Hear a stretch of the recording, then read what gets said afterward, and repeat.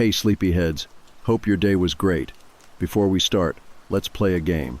Comment the time where you are right now and whether you should be asleep already. Let's see who's the biggest night owl. Before you settle in, tap that like button and subscribe to keep the cozy vibes coming. Now, dim the lights, get comfortable, take a deep breath, and let's drift into sleep. When the school photos arrived that year, there was an immediate stir. Everyone got their copy, and at first glance, everything looked normal. Rows of smiling faces, the usual awkward poses, the bright spring sun casting soft shadows on the playground behind us. But then someone pointed out the missing spot. It was subtle, not a blank or blurred space, not even a gap where someone might have been edited out. The spot was just gone, as if the photo itself had folded in on itself to erase a part of the image. The background behind that spot shifted ever so slightly, like the grass and sky had filled in where a student should have been. We all knew who belonged there. She had a name, a face, a laugh that filled the room. Ellie. Ellie was part of our class from the very first day. She sat in the third row near the window, the one with the faded red curtains. Her desk was covered in scribbles, stickers, and taped-on drawings she made herself. She had that quiet way of watching everything without saying much, but when she spoke, you listened. I remember the wall by the art table where she pinned her pictures. Bright colors, weird shapes, a little universe she carried with her. We all admired her talent, even if we didn't always understand the stories behind her drawings. But when the school released the official class photo, Ellie wasn't there, and the school said she never enrolled. It didn't make sense. My parents, teachers, and even some of the kids remembered Ellie clearly. We talked about her after school, traded stories, even had her over to our homes. The teachers spoke of her too, complimenting her creativity during parent-teacher meetings. So why did the school insist she never existed? I asked my parents. They were as confused as I was, but they trusted the school. They said maybe she left before the photo day, or maybe there was a mix-up. But the photo said otherwise. I looked closer every time I saw it. The spot was just a little smoother, the grass bending where Ellie should have been sitting. The sunlight hitting the leaves behind her was continuous, with no break or shadow to suggest someone had been there and erased. One of my friends said it was like a puzzle piece missing, but the picture was completed anyway. I went back to the classroom to look for traces. Her desk was empty, of course, but the wall still had some of her drawings taped up, yellowed at the edges. No one took them down, as if trying to hold on to her memory. I found a notebook in the lost and found with her name on it. Inside were stories and sketches, her handwriting neat and full of energy. This was more than a mistake or a technical glitch. It was like Ellie was being erased from existence. I asked the teachers about her enrollment records. They seemed reluctant to answer, and when they did, the records showed no sign of her. It was like she had been written out of the official books.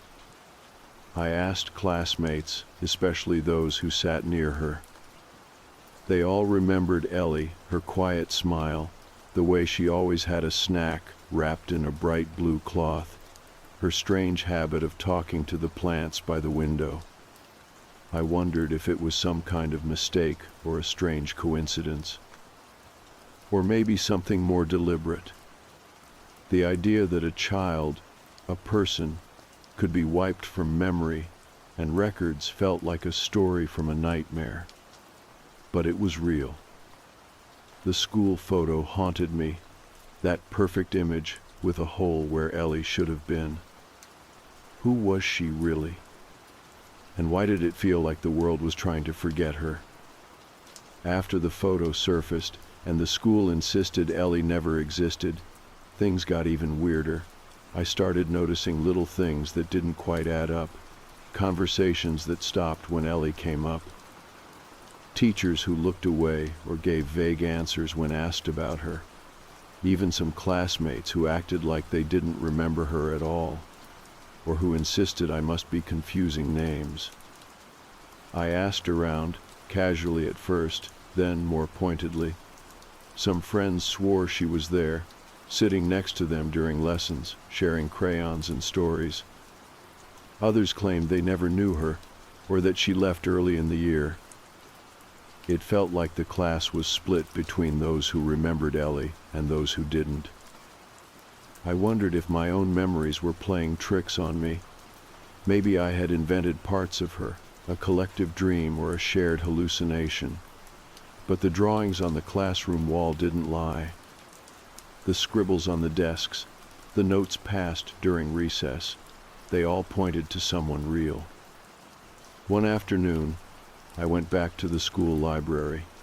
The librarian, Mrs. Jenkins, was kind but nervous when I asked about old yearbooks and enrollment records. She led me to a dusty cabinet in the back, filled with folders and faded paperwork. I asked to see the class lists for that year. Some names were typed clearly, others handwritten. I scanned each page carefully, looking for Ellie's name. It was missing. But there was a folder labeled Confidential tucked behind the others. It was locked. Mrs. Jenkins told me it was school policy not to open confidential files without permission. I asked who I could talk to for access, but she just smiled sadly and shook her head. I felt like I was chasing shadows. The mystery wasn't just about a missing student. It felt bigger, like there was something the school wanted to hide. I started talking to parents. Some were oblivious, others hesitant, like they knew but didn't want to say. Mrs. Harding, whose son sat next to Ellie in class, told me she remembered Ellie's parents, a quiet couple who had moved away suddenly. She said the family was friendly but kept to themselves. I asked if she knew why they left. She shrugged. No one does. They said it was for work, but it was abrupt. I wondered if Ellie had family at all. Some whispered that the child was fostered, or worse, that she was taken from somewhere and placed in the school temporarily. The thought unsettled me. I wanted to believe Ellie was just a regular kid with a family who moved away, but the holes in the story grew too big to ignore. One rainy afternoon, I went to the old classroom again. The teacher had left a few things behind, the worn-out globe, the stack of unread books, and on the back wall, one drawing still pinned in place. It was Ellie's. A strange picture of a girl standing alone in a field of flowers. The girl's eyes were closed, her face calm but distant. I traced my finger over the lines, feeling a chill. The drawing felt like a message. I took a picture and showed it to a few friends. Some said it was beautiful, others said it was eerie. I asked my mom if she remembered Ellie when she picked me up from school that year. She smiled, then frowned. Ellie? That name rings a bell, but I can't quite place it. It was like a fog had settled over our memories. I started dreaming about Ellie. In my dreams, she was always there, watching from the corner of the classroom or standing outside the school gates. Sometimes she smiled, sometimes she faded away like mist. I told myself it was just my mind trying to make sense of the mystery. One day I found a small notebook tucked inside the school's lost and found. The cover was worn, and inside were pages filled with handwriting that looked like Ellie's. Stories and poems about feeling invisible, about wanting to be seen and heard, about the loneliness of being forgotten. It was heartbreaking. I read it again and again, feeling like I was holding a piece of her soul. I wanted to find her parents, to understand the whole story. I searched local records and news archives. Nothing. No birth records, no family listings, no reports of the family moving. It was as if they never existed. The school's official line was that Ellie was never enrolled, never attended. But my memories and those of others said otherwise. I wondered if the school had made a mistake, or if they had deliberately erased her. Why would they do that? One night I stayed up late, staring at the photo again. The empty spot in the group of smiling faces looked like a wound. I wished I could reach into the picture and pull her back. The next day, I shared my findings with my closest friends. We talked about the strange gap in our history, the missing girl who was everywhere and nowhere at once. One of them suggested we ask the older kids, the ones who had graduated before us. Maybe they remembered more. We went to the local library and found some old yearbooks. Flipping through the pages, we found class photos from previous years. In none of them was Ellie there. We asked teachers and staff who had been at the school for years. Some recalled a girl who came and went. Others said they never heard of her. It was confusing. The more we tried to understand, the more the story slipped through our fingers. Then, one afternoon, I got a call from a woman named Mrs. Parker. She was an elderly lady who said she had been the school secretary 20 years ago. She told me a story I wasn't ready to hear. She said there was a girl who came to the school for a short time, but things were complicated, that the girl's family situation was unusual, and the school tried to keep it quiet.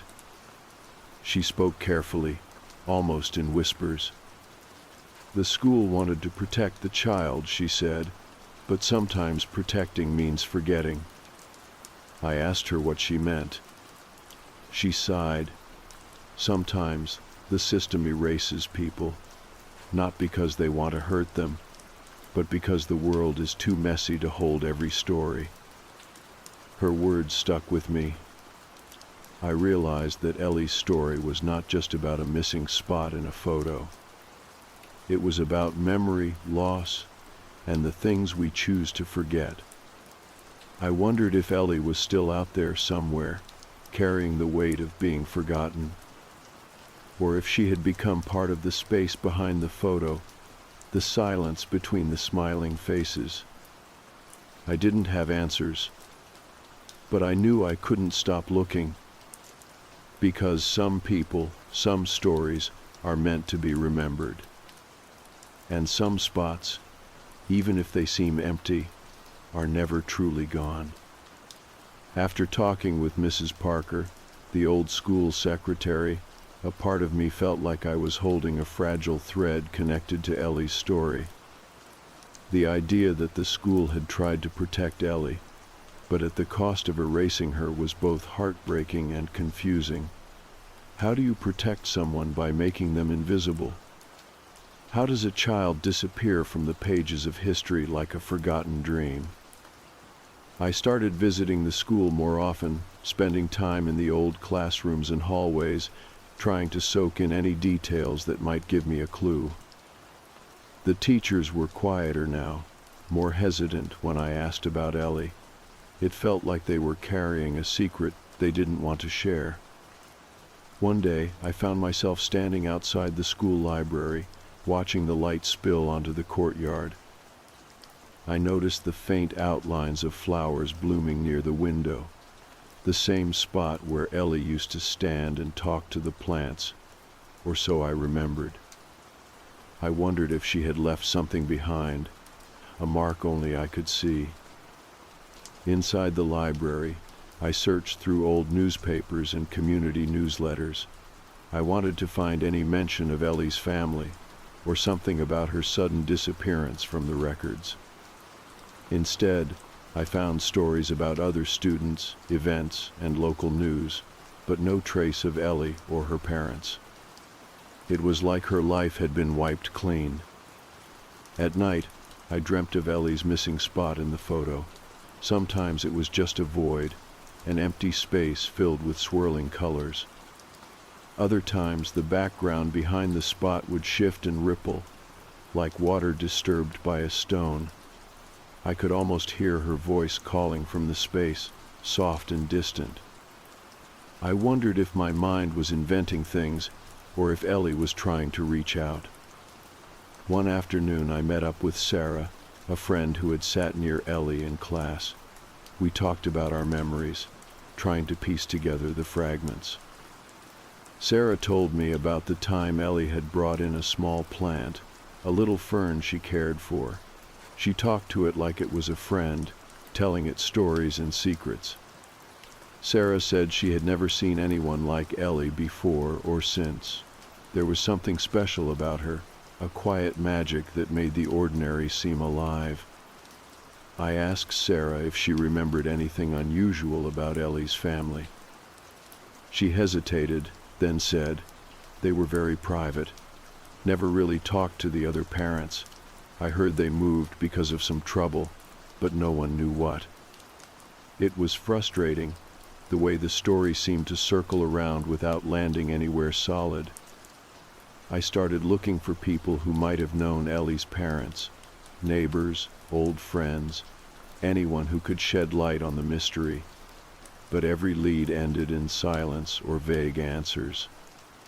One day, I stumbled upon a small group of former students gathered at a nearby cafe. They were older now, in their 20s or 30s. I asked if they remembered Ellie. Some did, some didn't. One man named James recalled a girl who fit Ellie's description. He said she was quiet but creative, often lost in her drawings and stories. He mentioned seeing her at the school playground, but said she vanished without warning. James mentioned something that stuck with me. He said the school had tried to cover up her disappearance to avoid bad publicity. That was a long time ago, he said. People wanted to forget. The word cover up sent a chill down my spine. Why would a school erase a child to protect itself? The more I dug, the more I felt like I was uncovering a web of silence and fear. One evening, I went back to the classroom where Ellie's desk had been. The sun was setting, casting long shadows across the room. I ran my fingers over the empty desk, imagining her sitting there, drawing or writing. The wall still held some of her old drawings, pinned up and fading with time. I traced the lines of one picture, a strange landscape of trees and skies swirling with colors. It looked like a world she created to escape to. I thought about the idea that maybe Ellie was never meant to be remembered, that her story was erased to keep something hidden. It made me angry and sad. I didn't want to believe a child could be forgotten on purpose. I wanted to believe there was a reason, a truth that would make sense. That night, I dreamed of the missing spot again. This time, the background behind it shimmered like a window opening. Through it, I saw a girl walking alone down a long path lined with trees. Her face was calm, but her eyes held a question. I woke up with a start, the image lingering in my mind. I felt like the missing spot was more than a hole in a photo. It was a door, a puzzle, a secret waiting to be found. The next day, I reached out to a local historian, hoping to find clues in old town records or archives. She showed me maps, census data, and school records going back decades. We found many stories of families who moved in and out of the area, some leaving under mysterious circumstances. But Ellie and her family were nowhere to be found. It was as if they had existed only in memory. I asked the historian about rumors or local legends. She told me about stories passed down about children who disappeared from the town, about places that seemed to erase memories. I listened, fascinated and uneasy.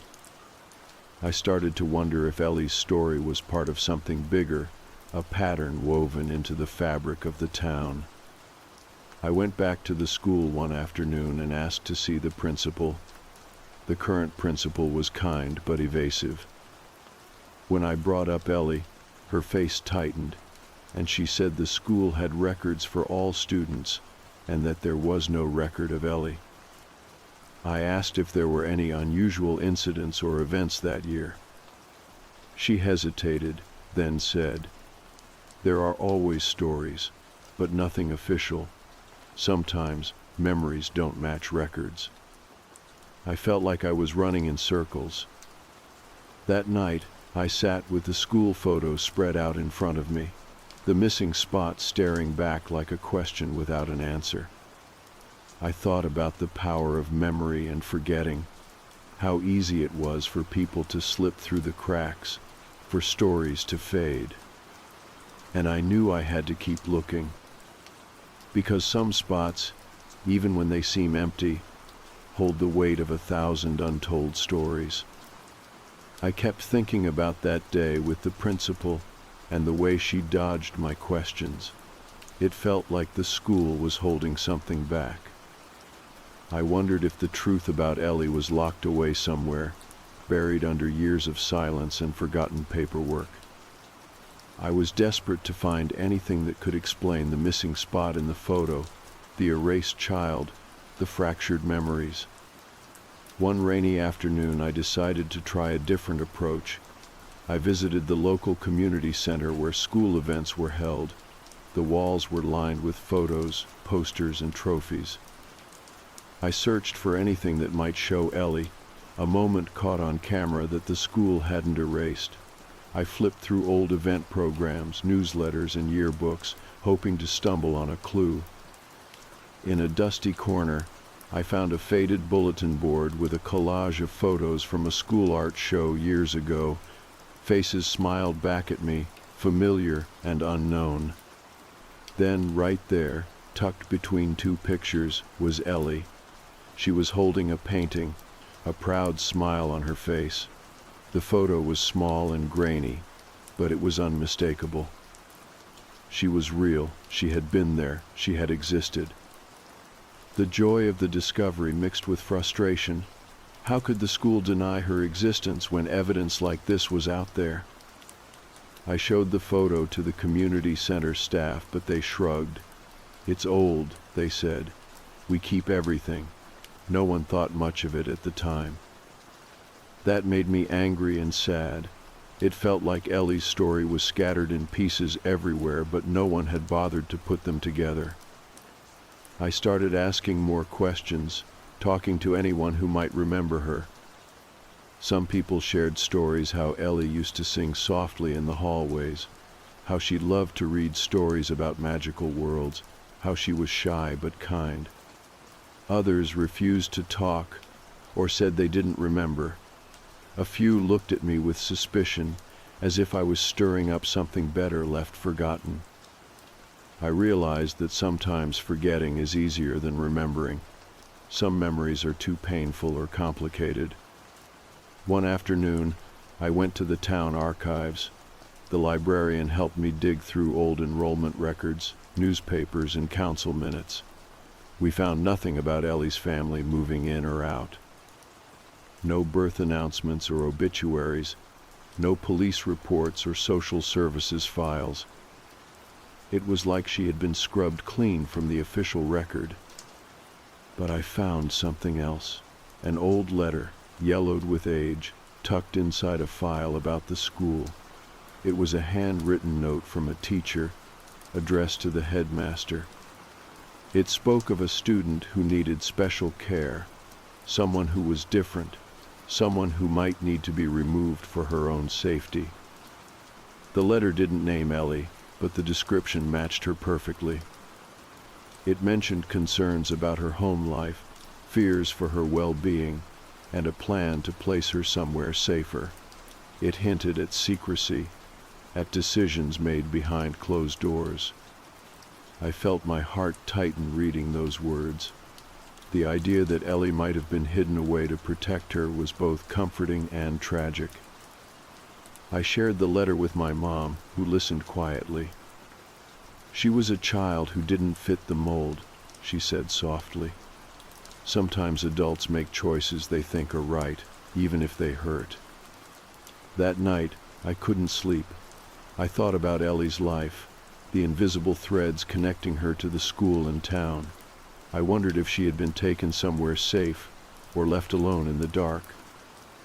I thought about the missing spot in the photo and how it was more than just an absence. It was a symbol of what we lose when we forget. The next day, I visited the playground where Ellie used to play. The swings creaked in the wind, and the old slide was peeling paint. I sat on a bench, thinking about the years that had passed and the memories that remained. A few children played nearby, their laughter echoing. I wondered if any of them would ever leave such a mark on the world. I took out my phone and snapped a picture of the empty swing beside me, a small tribute to the child who once sat there. As I walked back home, I felt a strange sense of peace. Maybe Ellie was gone from the school and the records, but she was not gone from the world, not completely.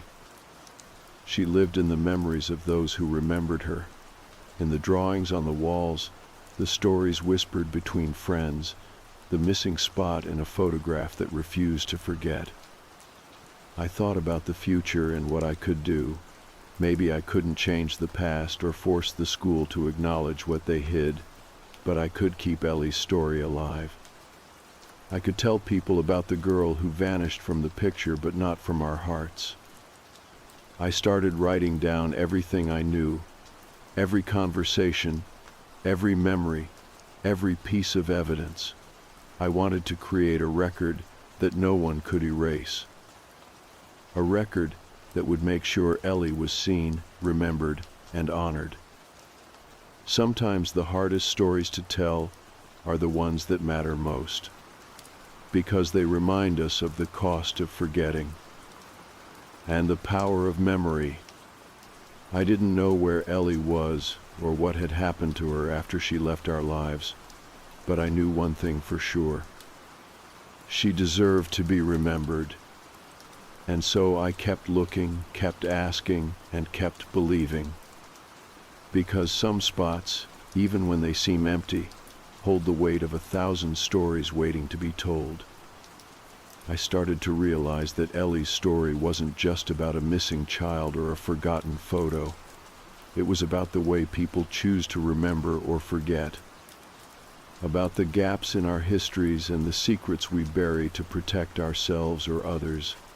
I thought about how fragile memory could be, how easily it could slip away, reshaped by time, fear, or denial. I decided to keep digging, no matter how uncomfortable it got. I talked to former teachers who had retired, hoping they might share something new. Some were hesitant, others kind enough to reminisce, but careful not to say too much. One woman, Mrs. Lawson, remembered Ellie well. She spoke of a bright girl who loved stories and drawing, but who often seemed distant, as if carrying something heavy. Mrs. Lawson mentioned that Ellie had been moved to a different school mid-year, but she didn't know why. When I asked about the records, she looked away and said that sometimes it was better not to ask too many questions.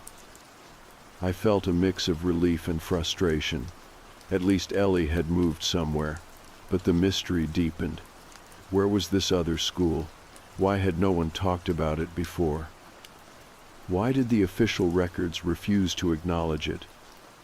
I tried to trace Ellie's steps by visiting other schools in the area. Each time I was met with silence or vague answers. Some said they had no record of her. Others claimed she never enrolled. It was like the trail vanished as soon as I got close. Back at our school, the missing spot in the photo haunted me still. I looked at it again and again, wondering what it would take to fill that space, not just in the picture, but in our memories and histories. I started keeping a journal, writing down every detail, every conversation, every dream and thought about Ellie. It helped me feel connected to her, like I was holding on to a thread that might one day lead me to the truth. I also began talking to my classmates more openly. Some were hesitant to revisit the past, afraid of what we might uncover. Others were curious, willing to share their memories and feelings. We formed a small group, meeting after school to talk and remember. We shared stories about Ellie, her kindness, her creativity, the way she made us feel less alone. It was healing, but also painful. The more we remembered, the more we realized how much had been lost. One day, a former student named Claire showed up at our meeting. She had graduated years ago and wasn't part of our immediate circle. Claire had been a close friend of Ellie's before she disappeared. She told us things no one else had dared to say, how Ellie had confided in her about feeling scared, about strange things happening at home, about people she didn't trust. Claire said Ellie had talked about wanting to run away, to find a place where she could be safe and free. Her story added new layers to the mystery. It was no longer just about a missing student or a forgotten photo. It was about a girl trying to survive in a world that sometimes turned its back on those who needed help most. We listened, tears in our eyes, hearts heavy. Claire's courage gave us hope. It showed us that remembering Ellie wasn't just about looking back. It was about moving forward, about making sure no one else disappeared into silence. The group decided to organize a memorial at the school, a way to honor Ellie and all the children who had been forgotten or erased. We wanted to create a space where stories could be told, memories shared, and healing could begin. We worked with teachers, parents, and community members to plan the event. It wasn't easy. Some resisted, uncomfortable with reopening old wounds. Others were supportive, eager to acknowledge the past and create a better future.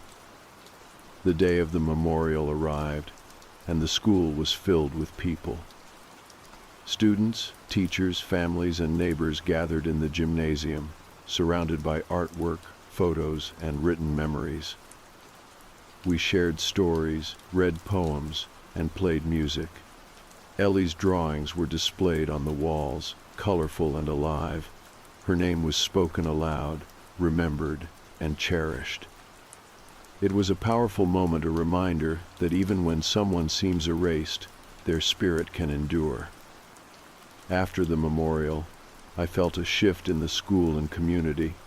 Conversations started happening that hadn't before. People talked about the importance of remembering and protecting children, about the need to listen and support. Ellie's story became a catalyst for change. She had become more than a missing spot in a photo. She was a symbol of resilience and hope. But even as we celebrated, I knew the mystery wasn't fully solved. There were still questions about Ellie's family, her time after leaving our school, and why the records didn't match our memories. I kept looking, kept asking, because some stories don't end with simple answers. Ellie's story taught me that sometimes the hardest part is not finding the truth but holding on to it. Remembering means facing pain and uncertainty. Forgetting means losing pieces of ourselves.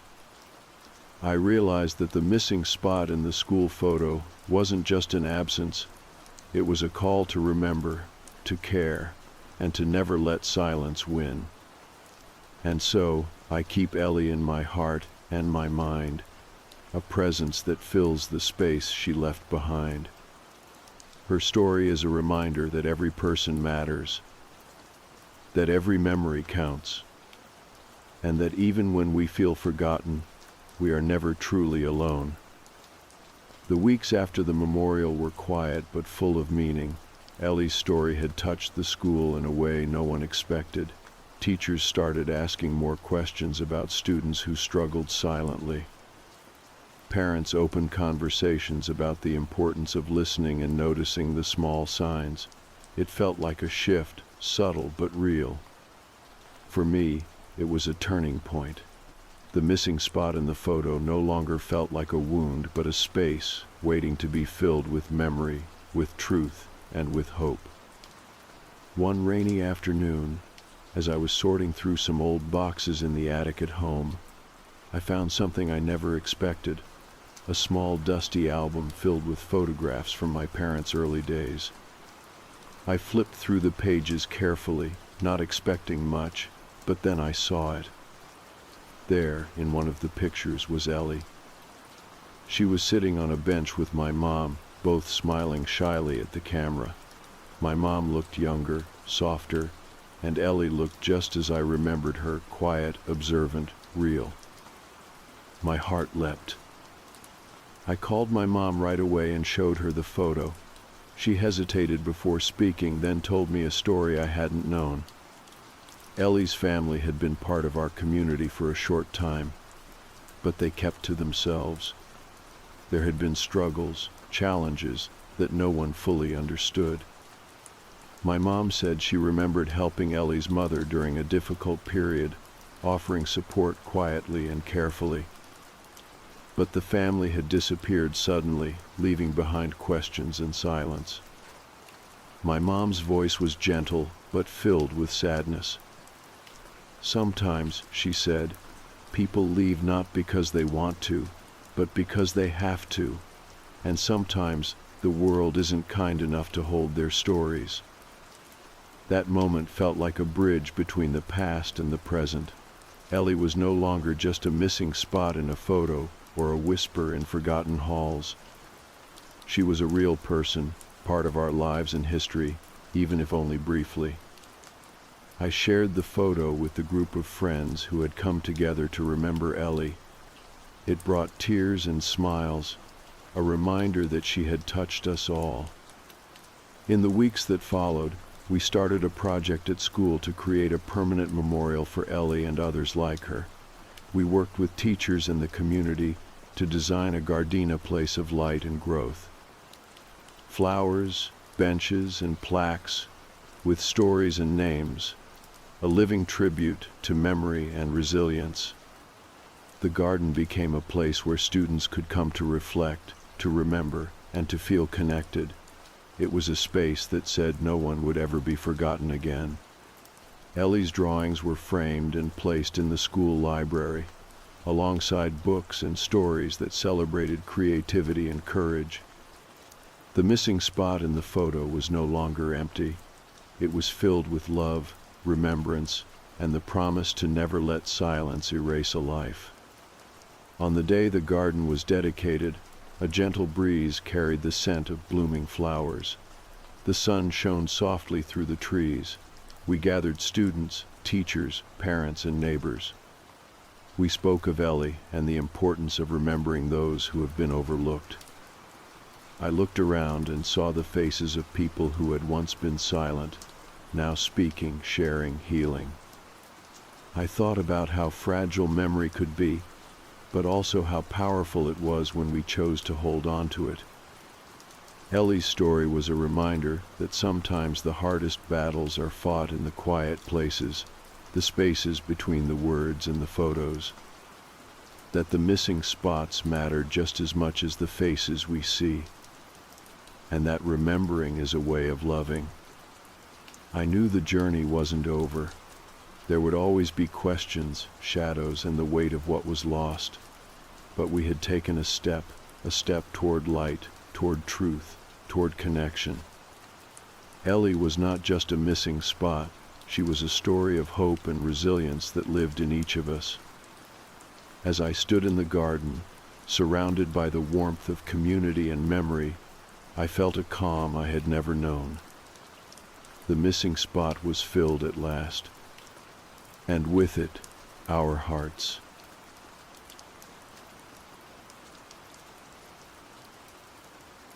I have a 6-year-old daughter named Ellie. She's bright, stubborn, always talking, and has that kind of imagination that swings between adorable and exhausting. If she's not talking about ponies that live in the garden, she's asking why clouds don't fall. She's just curious, always has been. which is why I didn't think much of it when she said it the first time. I was tucking her in, pulling the blanket up under her chin, and she looked at me very calmly and said, "He watches me when the lights go out." I blinked, thought maybe I misheard. "Who does?" I asked, smoothing her hair. She pointed to the far corner of the room, just past her bookshelf. "The man." I smiled, the way you do when your kid says something strange, and tried to match her tone. "Is he scary?" She shrugged. "He doesn't blink." I paused. "Does he say anything?" "No," she said, "he just watches." It wasn't until after I kissed her goodnight and shut the door that it started to bother me. Not because I believed her, not really, but because of how she said it. Like she was talking about the weather or what she had for lunch. No fear, just fact. I checked the room later that night. She was asleep by then, sprawled out diagonally across the bed the way kids do, one sock halfway off. I stood in the doorway for a full minute, staring at that corner she had pointed to. There was nothing there, no shadows, no weird reflections, just a stuffed bear on a shelf and the pink outline of a play tent folded up against the wall. I went back downstairs, turned on the telly, and told myself it was just a kid being a kid. The next night she mentioned him again. I had barely sat down beside her when she said, "He didn't move last night, he just stayed there." My stomach tightened, but I kept my voice steady. "Ellie, are you dreaming about him?" She shook her head. "No, he's real." That night, I didn't sleep well. I kept checking the monitor we have in her room. It's basic, just audio and a fuzzy black and white screen, but enough to hear her if she called out. She didn't. Not once. But I woke up around 4 and found myself staring at the screen anyway, like I had been watching without remembering. The room was still. Ellie didn't mention him again for a few days after that. I let myself forget it. Told myself it was just something she saw in a cartoon, or maybe something another kid at school said. Kids pick up weird things. It didn't mean anything. Until Friday night. We had pizza and watched a movie in the living room. She fell asleep on the couch, so I carried her up to bed. She woke up just long enough to yawn and mumble, "He watches better when it's dark." I stopped in the hallway. "What?" She was already half asleep again, eyes fluttering shut. I tucked her in without saying anything else, but my mind was racing. That night, I ordered a nanny cam off Amazon, one with motion detection and night vision. I wasn't even sure why I was doing it, not because I believed in ghosts or anything like that. I just wanted to know if she was sleepwalking, or if someone outside could see into her window somehow. Something I could explain. The camera came the next day. I set it up on a high shelf across the room, aimed down at her bed in the corner she always pointed to. I connected it to an app on my phone, ran a few tests. Everything looked good. That night, I watched the feed from the living room. She went to bed like normal, a little chatter, a stuffed bunny tucked under one arm. I watched her roll around for a bit, then settle in. Nothing happened for over an hour. Just the usual movements. Her shifting in her sleep, the blanket sliding off one side. Then, right before midnight, she sat up. Slow. Not like she had been startled. Just sat up, completely calm, and stared directly at the camera. She didn't move, didn't blink, just stared. I turned the volume up. She whispered something. It was quiet, like she was talking into her pillow, but the mic caught it. He's behind the camera now. The screen glitched. Just for a second. Static, then black. When it came back, her bed was empty. I jumped up, phone clutched in one hand, and bolted up the stairs. Her door was closed. I opened it fast, not caring if I woke her. The room was empty. No Ellie in the bed, no blanket, no bunny. I called her name, checked under the bed, nothing. Pulled open the closet, empty. The bathroom next. Then my room. Then back down the stairs, calling her the whole way. It wasn't until I circled back through the kitchen that I saw her. She was sitting on the floor behind the island, holding her bunny, completely calm. Like she had just gotten up for a drink and sat down instead. She looked up at me and smiled. "He didn't follow me this time," she said. I didn't speak. I didn't know how. I carried her back upstairs without saying a word. She was light in my arms, warm, head resting on my shoulder like nothing had happened. Like this was just another sleepy Sunday morning or a school night bedtime routine. I should have said something to her, asked who he was, why she said he didn't follow her. But I didn't. I think part of me was scared of what she'd say. When I got her back into bed, she yawned, turned over, and pulled the blanket up around her chin without a word. She was asleep again before I even left the room. I sat in the hallway outside her door for nearly an hour after that, just listening. For movement, for breathing, for anything. The camera feed never glitched again. I re-watched it at least 15 times that night. I thought maybe it had been a connection issue. Maybe she had slipped off screen too fast. Maybe my eyes had just filled in something that wasn't there. But every time, it was the same. She sat up. She looked straight into the lens. She whispered that he was behind the camera. Then the screen went black. And when it came back, the bed was empty. Not a blanket disturbed, no sound, just gone. The thing that kept running through my mind wasn't that she had moved, or even how she had ended up downstairs. It was what she said before it happened. "He's behind the camera now." That phrase hit different every time I thought about it. Like it wasn't just her imagining something in the dark, it was her tracking it, knowing where it was, describing its position like it had shifted, like it had noticed me watching. I didn't sleep that night.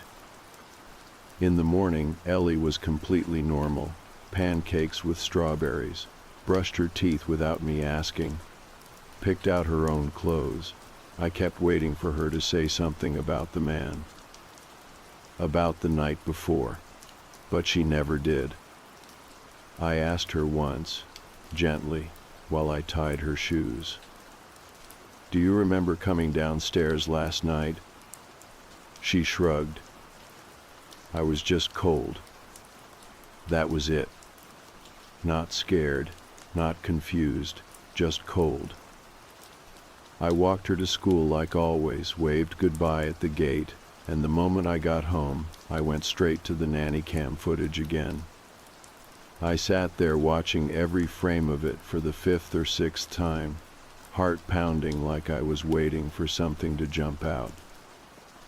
And that was when I noticed something new. It was small, barely there, but at the edge of the frame, When Ellie first sits up and stares at the camera, there's a flicker of movement. Not from her, from the corner she always points to. The one she told me he stands in. The image pixelates just slightly, but it's there. A shape, not light, not shadow, something else, something wrong. It doesn't move like a person. It doesn't shift like someone adjusting their feet or turning their head. It folds somehow, like it compresses into the wall, and then the feed cuts out. I turned off the monitor, got up from the desk. I needed to do something. I took everything off that shelf, books, toys, the lamp, the camera itself. I moved the bed, swept underneath, opened every drawer. I checked the walls. Pressed my hand against the corner where she always says he stands. Knocked once, twice, nothing. Just paint and drywall. No cold spots, no sounds, no explanation.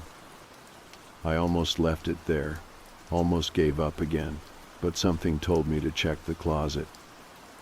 It was the one thing I hadn't really looked through since I installed the camera.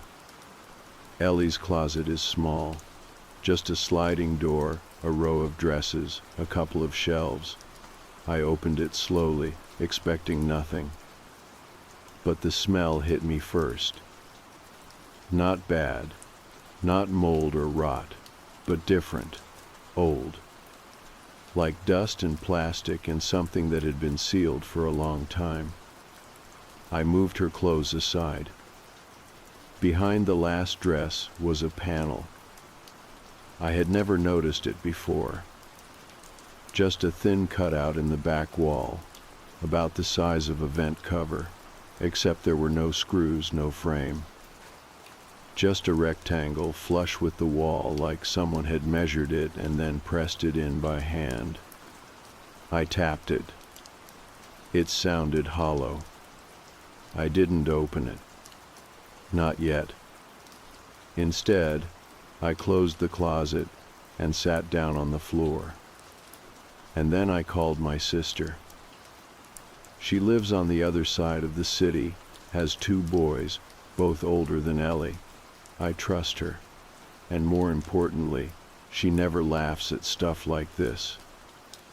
I told her everything, not just the recent stuff, but what Ellie had been saying for weeks.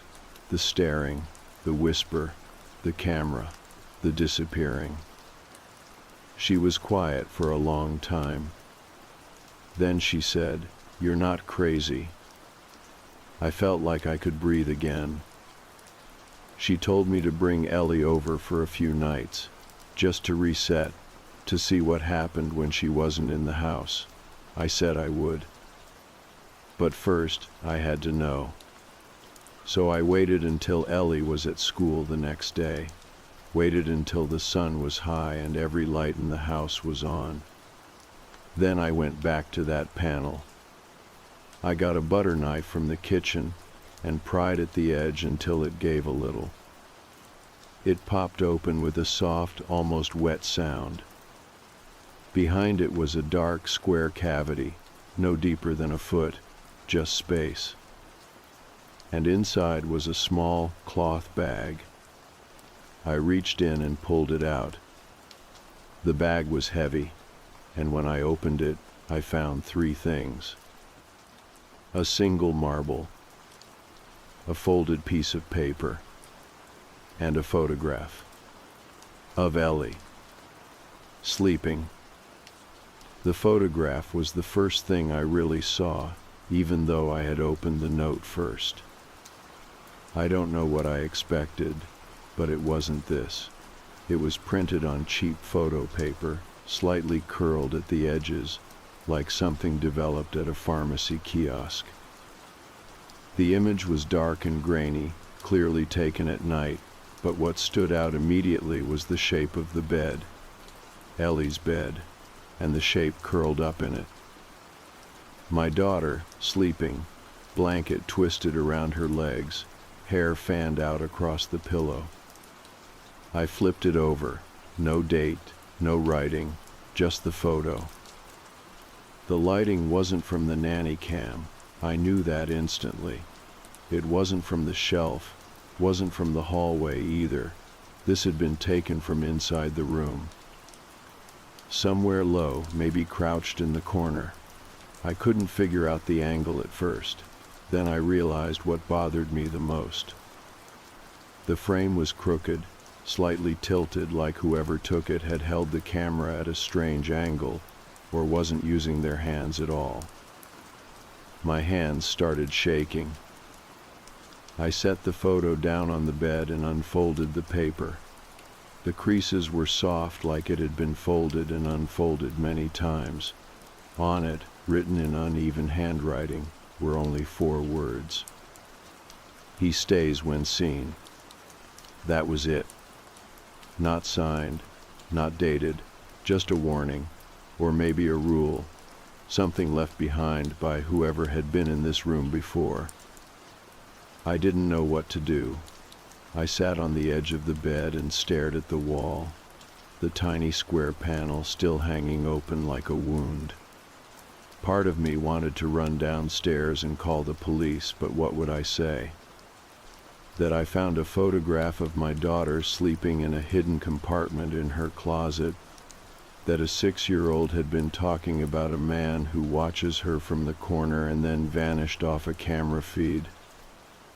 I didn't even know if any of it meant anything, not in a way that made sense to someone outside this house. But I knew one thing. We were not staying. I packed a bag for Ellie and called the school, told them she would be out the next few days, no questions. They were kind about it. I picked her up early, brought her home, and tried to act normal while she ate lunch and watched cartoons. Then we drove across the city to my sister's place. When we got there, Ellie ran straight to her cousin's. She lit up like nothing had ever been wrong. It almost made me cry. My sister could see it in my face, though. After the kids went to the other room, she handed me a glass of water and waited. I showed her the photo first. She didn't say anything for a long time, just stared at it. Then she asked, "Where did you find it?" I told her about the panel, the bag, the marble, the note. She kept her voice low, like we might wake something if we spoke too loud. "You think someone was in the house?" I nodded. "I don't think it. I know it." We went back and forth for a bit, trying to make sense of it. Who had lived in the house before us? Was it possible someone had come back? Was there a chance this wasn't what it looked like? I didn't have any good answers. That night, I slept on the pull-out couch. Ellie slept in the guest room with her cousins. I kept the photo and note folded in my bag next to me, even though it made my skin crawl to have them nearby. I checked on her 3 times before I finally let myself fall asleep. At around 3 in the morning, I woke up to the sound of soft footsteps on the hardwood floor. I sat up quickly, eyes adjusting to the light from the street lamp outside. But there was no one there. Just quiet, and the feeling that something had moved just out of view. I got up and walked to the guest room. The door was half open. Inside, the 3 kids were asleep, curled up in a row like puppies. Ellie was in the middle, holding that same stuffed bunny she never goes anywhere without. Nothing seemed off. No windows open, no curtains moved. Still, I stepped in, and that was when I saw it. On the bedside table, just next to her pillow, was the marble, the one from the bag. I had left it behind, I know I did. It was still sitting in her room, on top of the dresser, when we left the house. I hadn't touched it. Hadn't even packed anything from that drawer. But it was here now, sitting perfectly still. Not dusty, not scuffed, like it had just been placed there. I didn't wake her, I didn't scream. I picked up the marble, slipped it into my pocket, and backed out of the room. The next day, I drove back to the house alone. I needed to know who lived there before us, who built that panel, who left that note. I needed to know if this thing, this presence, started with Ellie, or if it had always been there, waiting for someone to see it. What I found out made everything worse. The office that handled our house sale was in a quiet building just off a roundabout. The kind of place with flickering lights in the stairwell and that old carpet smell that reminds you of dentist visits or school halls.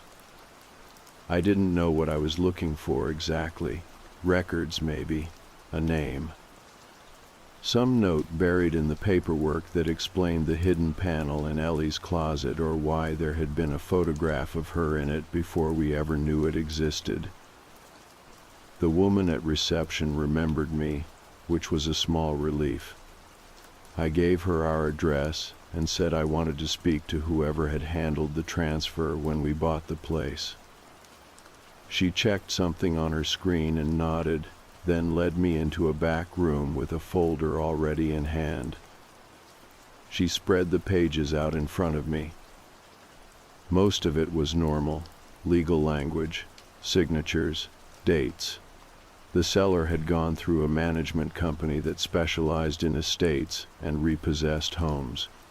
I had not thought much of it at the time.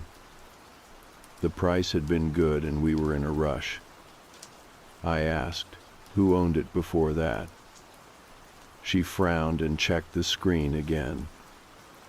It looks like it was left vacant for several years. The city held it briefly, then it was sold to a private landlord. He rented it out for a while, then it came to us. Do you have his name? She hesitated. Technically, I am not supposed to give out former owner information unless it is a legal matter. I didn't blink. It might become one.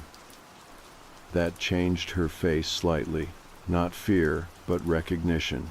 She nodded slowly, then scribbled a name and number on a post-it note and handed it to me. His name was Arthur Fenn. The address listed was outside the city, maybe 40 minutes away. I drove there right after. The building was one of those long rectangular flats stacked in concrete, cracked balconies and rusted handrails. His name was on the buzzer. I pressed it. Nothing. I waited, tried again. Eventually someone buzzed me in without asking who I was. I climbed the stairs to the third floor and knocked on the door. Arthur Fenn opened it in a bathrobe. He looked like he had not slept in a week. Hair wild, skin pale, the kind of eyes that never fully landed on you. I introduced myself, told him I now lived in the house he used to own. He did not blink. Then he stepped aside and said, "You should not have come here." Inside, the flat was dim and smelled faintly like burnt wood. Not smoke exactly, just scorched air. He gestured for me to sit but did not follow, just leaned against the counter, arms folded. I told him about the photograph, the note, the marble. I told him about Ellie, about the nanny cam, the voice, the screen going black. He stayed quiet the whole time, not nodding, not reacting. When I finished, he asked, "Did she draw him yet?" I stared at him. "What?" He reached behind a stack of old magazines and pulled out a piece of paper. A child's drawing, faded crayon lines, all dark colors. It showed a figure in the corner of a bedroom, taller than the furniture, no face. only the eyes. Circles drawn over and over, pressing through the paper. He handed it to me. "My daughter drew that," he said. I did not speak, could not. She was 6, same as yours. She saw him too. Said he stood in the corner every night. Said he got closer when she stopped looking at him.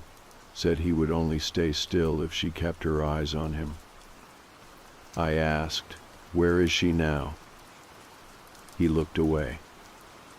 "She lives with her mother. They moved, changed her name. They do not talk to me anymore. They do not even let me call." I felt a tightness in my chest. He continued, "I put the panel in the closet. I made it look like it had always been there. I thought if I gave him somewhere to stay, he would leave her alone." My voice was barely above a whisper. "Did it work?" "No," he said. There was nothing else to say. I took the drawing and left. Back in the car, I held it up in the light. The figure was just scribbles, but something about it made my hands shake. The way the corners were darkened. The way the face was just blank, except those huge eyes. I drove home. Not to my sister's. To my house. I needed to see the closet again. Needed to open the panel one more time. I do not know what I thought I would find. Maybe another note. Maybe a name. Maybe a clue that would tie all of this together. But when I got to Ellie's room and pulled open the closet, the panel was gone. Not just closed. Gone. The wall was smooth, repainted. I ran my hand along the spot, tapped, nothing, solid all the way through. I opened every drawer, pulled out every toy, every shoe. I even moved the bed. The panel had vanished. I sat on the floor and stared at the empty space where it had been. Then I heard the soft sound of something rolling. I turned. The marble had come out of my pocket and was now moving across the floor on its own. Not fast. Just steady. It rolled until it hit the wall where the panel used to be. Then it stopped. I picked up the marble and held it in my hand for a long time, just staring at it. It felt warm again. Not like body heat, not like something that had been in my pocket. It felt warm in a way that suggested it had been held by something else, something that was not me. I didn't put it back in my pocket this time. I took it outside, walked to the end of the garden, and threw it over the fence. Not hard. I just wanted it to be gone. I watched it bounce once in the dirt before it disappeared into the bushes beyond. I stood there for a moment, like I expected something to happen, but the air was still and quiet. I went back inside and packed a few more things. I was done pretending this could be reasoned with, done assuming it would stop on its own. Ellie was staying with my sister. That part was final. What I had to decide now was whether or not I should go back to the house at all. But the next morning the marble was in my car. It was sitting in the cup holder between the seats, like someone had gently placed it there, clean, unmarked, like it had never left my hand. I did not scream. I did not even speak. I just started driving. I went straight back to the house, parked in the driveway, and walked in without hesitation. The air felt different the moment I stepped inside, thicker, heavier, like the house was waiting. Like it had settled into itself and was finally aware that I was alone. I left the front door open. In Ellie's room, I stood in front of the closet again. I pressed my hands against the wall where the panel had been. Still smooth, still solid, but I could feel something behind it. Not air, not space, just pressure, like the wall was holding something back. I sat down on the edge of her bed. The room was quiet. I looked at the shelf where the nanny cam had been. I had unplugged it days ago. It was still there, facing the same direction, angled just slightly toward the corner. I turned it on again and opened the feed on my phone. The image came through clear, nothing unusual, no movement, no shapes. Then, as I watched, I saw the closet door begin to slide open. Slow, smooth, not a sound. Just a few inches. I lowered the phone and looked directly at it. It was still, closed tight. I checked the feed again. Still open. I got up and crossed the room, yanked the closet door all the way open. Nothing inside. Just the same clothes, same boxes. But I knew now I was not going to find it that easily. That afternoon I picked up Ellie from my sister's place. She was quiet on the drive back, but not in a sad way, just thoughtful, staring out the window, holding her bunny in her lap. Halfway home she said, "You saw him, didn't you?" I almost pulled the car over. I said, "What do you mean?" She looked at me, her voice calm. "You look too long. He knows you now." I did not speak, could not. She turned back to the window. That night I did not sleep. I sat in the living room with every light on and the nanny cam feed open on my phone. Ellie was safe with me, curled up on the couch. I kept her close. I did not let her sleep in her room again. At 1:40, the screen glitched. Just for a moment. Then it showed the hallway instead of the bedroom, like the camera had moved, but it had not. Then it cut to black. When it came back, there was a new image. It was not a video. It was a photograph. Ellie in bed, sleeping, taken from above. I checked the camera again, still in place. But the screen on my phone had changed. It was frozen on the image. When I restarted the app, the feed returned to normal. No one in the room. No sound. But the photograph was now saved in my phone's gallery.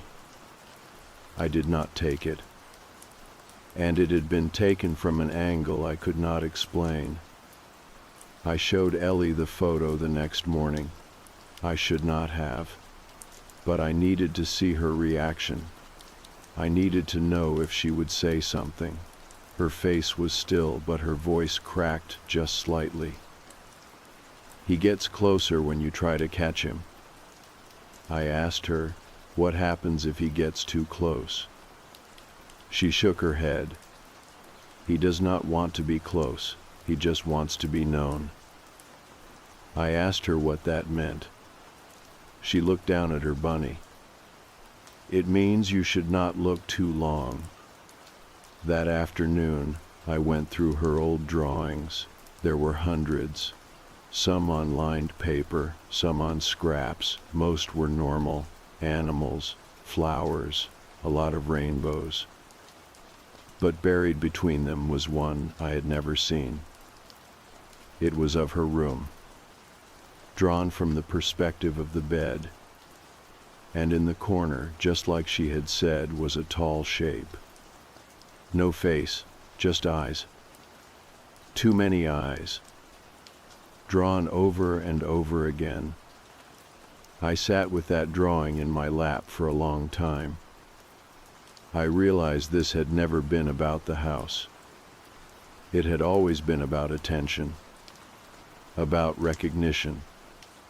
and I had seen him. I did not go back into Ellie's room again after that last drawing. I left the paper on the table, folded once down the middle so the figure would not be visible. That shape, with those eyes, it was not something a child should know how to draw, not in that kind of detail, not with that kind of pressure in the lines. You could feel her fear in it, even though she had never once said she was scared. I talked to her again that night, gently. I asked her what he wanted. She said he did not want anything. He does not need anything, she said. He just watches, and he stays when you see him. She kept saying that part, that he stays, like it was a rule, like it was already too late. The house felt different now, even with the lights on, even with music playing and the windows open. There was something still pressing in from the edges. I started noticing things I had missed before. The way the hallway stayed cooler than the rest of the house, the way the air in Ellie's room never quite cleared, even with the window wide open. There was always something lingering, a weight. The marble showed up again. I found it in the freezer, tucked behind a bag of peas, resting on the edge of the ice tray. I had thrown it away, again, wrapped it in a bag and dropped it in a public bin near the park 2 days earlier. I had watched a truck take that rubbish away. But there it was, perfectly round, perfectly still. I did not touch it. I closed the freezer, grabbed Ellie's things, and told her we were going on a trip. She asked where. I said, somewhere without corners. She smiled. We went back to my sister's for a while, a long while. I made up excuses at first, said the pipes had leaked, said the ceiling was being fixed, but eventually I told her the truth, or enough of it. I said we could not stay there, that the house was not right, that something in it watched us, and it had started with Ellie and spread to me. She did not roll her eyes. She did not laugh. She just nodded once and helped me find somewhere new. We moved 2 months later. A small flat on the other side of the city, bright, plain, nothing old, nothing hidden, no panels, no closets you could crawl into. I picked a building with central heating and no attic. No crawl space, no basement. The windows lock with keys, and I check every one twice a night. I leave no door cracked open, no blind pulled halfway. There is nowhere for anything to stand and watch. And for a while that was enough. Ellie stopped talking about him. She slept through the night. Her drawings turned back to animals and flowers and stars. We threw out the nanny cam. We threw out the marble. I burned the photo. Every trace of him gone. Or so I thought.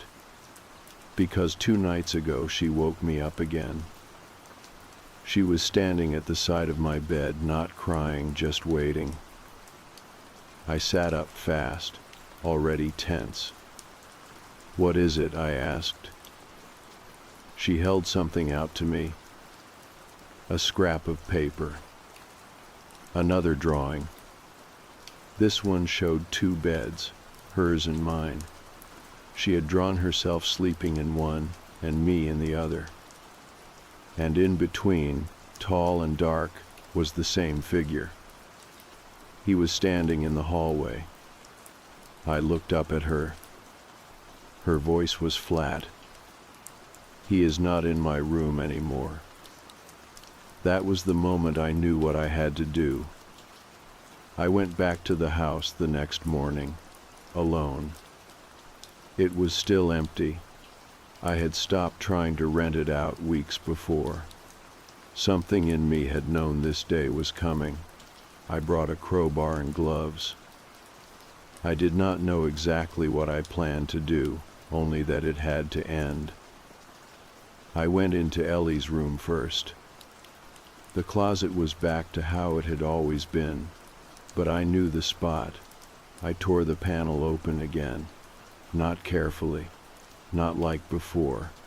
This time I broke it, smashed the edge until it gave way. The cavity was empty. No bag, no note, no marble. I moved to the corner, the one she had always pointed to. I tore the drywall open. Behind it, there was no insulation. Just space. A small crawl gap, narrow, like it was not meant to be seen. I shone my torch inside. There were drawings, dozens, taped to the inside of the wall. All of them showed the same figure, the same posture, the same eyes. Some were signed with names I did not recognize. One said, in a child's careful print, "He stands where your eyes cannot." I set fire to every one of them, right there in the crawl space. I stayed until the paint bubbled and the smoke reached my eyes. Then I walked out. The fire was small, contained, but it did enough damage to the structure that the house was declared unsafe. I sold the land to the council for almost nothing. I watched them bulldoze the frame 5 weeks later. Ellie never asked about it. She never mentioned the man again. That was almost a year ago. She is 7 now. She sleeps with the light off again. She does not look at corners. Neither do I. And when I check her room each night before I go to bed, I make sure to keep my eyes straight ahead.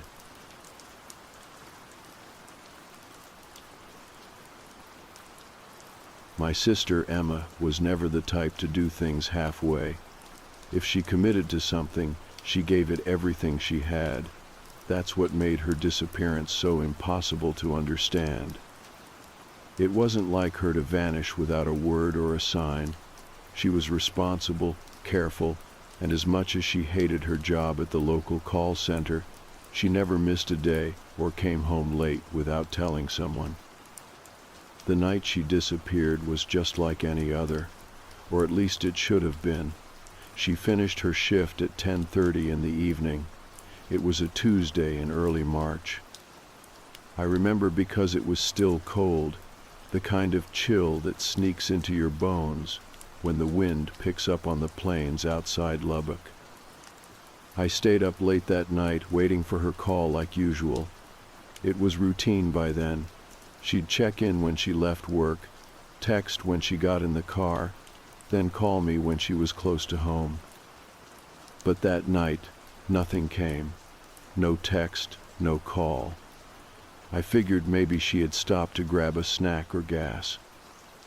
The store near her work was open late, and she had mentioned wanting to try a new kind of energy drink. At 2 in the morning I started getting worried. Not panicked yet, but that nagging feeling that something was off had settled over me. I tried calling her phone, straight to voicemail, again and again. Still no answer. By sunrise, I was at her apartment, pounding on the door. No response. Her car was gone. That was the first real jolt. She never left without her car. I knew that for sure. The police took the missing person report seriously but cautiously. Emma was 24, an adult, and had never disappeared before. They said to wait 48 hours and let them know if she didn't turn up. But I could not wait, not when I had access to the security footage from her workplace parking lot. I got a friend to help me pull the video from the cameras outside the building. It was grainy, like old VHS quality, but it showed what happened that night. Emma left the building, tired and bundled up in her black coat, hair pulled back in a ponytail, She walked steadily to her car, keys in hand. Nothing unusual so far. Then a white van rolled slowly into view. It came from the far end of the parking lot, moving behind parked cars as if looking for something or someone. The driver's window was down, but I could not see the face. The van stopped a few feet behind her. Emma didn't run or even turn around. She just kept walking toward her car. The van door slid open. Someone stepped out, but again, the camera angle didn't catch their face. No struggle, no sign of a fight. Emma never made a sound or gesture that looked like she noticed anything was wrong. Then she got into the van. The door shut. The van pulled away slowly, then sped up, leaving the parking lot and the camera's view. It was over in less than a minute. I replayed the footage dozens of times, couldn't find any clues beyond what I already saw. No license plate, no other cars nearby, nothing. Her phone stayed on, pinging cell towers in the next town over for a few hours. Then it went silent. 3 days later, it popped up again, 800 miles away in the northern part of New Mexico. That was the last time anyone saw or heard from Emma. I combed through her things when I got the apartment keys, her closet, her desk, the little kitchen. I wanted to find any hint that she had planned to run away or escape. But all I found was a receipt folded in the pocket of her coat. It was from a gas station near the town where her phone last pinged, dated 2 days after she disappeared. The receipt was for a small bottle of water and a pack of gum. No notes, no clues. I don't know if she bought it herself or if someone else left it there. I showed the receipt to the police, but they said it wasn't enough to go on. No fingerprints, no surveillance cameras at that station. Just a slip of paper with the date and time. I started digging on my own, reaching out to anyone who might have seen something, anyone who worked at that gas station or had connections in the towns her phone showed up in. Most people didn't know her. Some were suspicious of a stranger asking questions. Others didn't want to get involved. I found out the van was probably an unmarked vehicle, possibly used by human traffickers or other criminals who targeted women alone at night. I refused to believe Emma was caught in something so dark, so senseless. Could she have been trying to escape something herself? Was this a plan she put in motion and never got to finish? Or was there something else, something more controlled and orchestrated than anyone could imagine? Every night I go over the footage again, trying to find a face, a plate number, a detail I missed. Every night I wonder what happened to my sister. After days of staring at that grainy footage, replaying it over and over, I realized something odd. The van's movements weren't frantic or hurried like a quick grab or kidnapping you see on TV. It was methodical. Slow, calculated. It pulled in as if it had been waiting for her, parked in the shadows, and made no attempt to rush or hide its presence. It felt like something far more controlled than a random crime. I kept thinking about Emma walking calmly into the van without even glancing back. No panic, no hesitation. It did not fit her personality at all. She was cautious, sometimes to a fault. If she'd sensed danger, she would have bolted or screamed, but there was none of that. Was she already complicit? Did she know the person in the van? Was this some kind of escape she planned but never got to explain? Or was she forced, trained somehow to behave that way? I spent the next week visiting the local police station, hoping for new leads. The officers were professional but distant, tired of missing persons cases that went nowhere. They kept telling me to be patient, that investigations take time. They ran checks on the van description, but nothing matched. I asked about the gas station receipt found in her coat. They said it was a cold lead, no fingerprints, no video footage. No one had seen her there. I couldn't shake the feeling that it was more than a coincidence, that someone wanted her to be found there, or at least wanted me to find that receipt. One night, I called every hospital and shelter I could think of in Texas and New Mexico, the places she might have been taken, or might have gone to if she escaped. No records of her anywhere. It was like she vanished into thin air.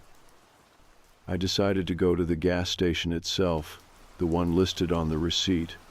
It was a lonely place, a small building on the edge of town, with a single pump and a dusty parking lot. The clerk there remembered a woman in a black coat coming in late at night around the date on the receipt. She paid in cash for a bottle of water and some gum. No one else had been with her. No strange men or vehicles nearby. She said Emma looked tired, but calm, no signs of distress. I asked about security cameras. She shrugged. We used to have them, but they stopped working a month before that night. I asked if anyone else had been seen hanging around. She mentioned a white van that sometimes parked near the back, but no one ever reported it. I took pictures, wrote down everything, felt closer and yet so far away from answers. Back at my apartment, I sat down with my laptop, mapping the phone pings. They showed a path, a trail from Lubbock into New Mexico, mostly along highways and back roads. It looked like someone driving fast and taking the most direct route. But why? Where to? And who? I reached out online, posting on forums about missing persons and trafficking. Some responses were supportive, others suspicious. I learned about rings that use unmarked vans to abduct people, about how victims are sometimes forced to cooperate under threat. The more I read, the darker it got. I wished I hadn't looked. One message caught my eye. A woman claimed to have been rescued from a similar situation. She described being taken by a white van, being told to obey or face worse consequences. She escaped after weeks, but had no idea why she was chosen or what the captors wanted. I messaged her, desperate for more information. She warned me to be careful, said I was probably being watched already. That scared me more than anything. I started noticing things around me. Cars parked too long outside my building. Unfamiliar faces watching from a distance. Calls from unknown numbers with silence on the other end. Shadows moving just beyond the streetlights. I felt trapped in a nightmare I could not wake from. One evening, I found a note slipped under my door. No handwriting, no signature, just one line. Stop looking. It shook me to my core. But I could not stop. I could not stop looking for Emma. I hired a private investigator with experience in missing persons. He dug into the phone records, credit card transactions, and vehicle registrations. He found the van was registered under a fake name, a shell company with no real address. It had been seen around other cities with similar disappearances reported.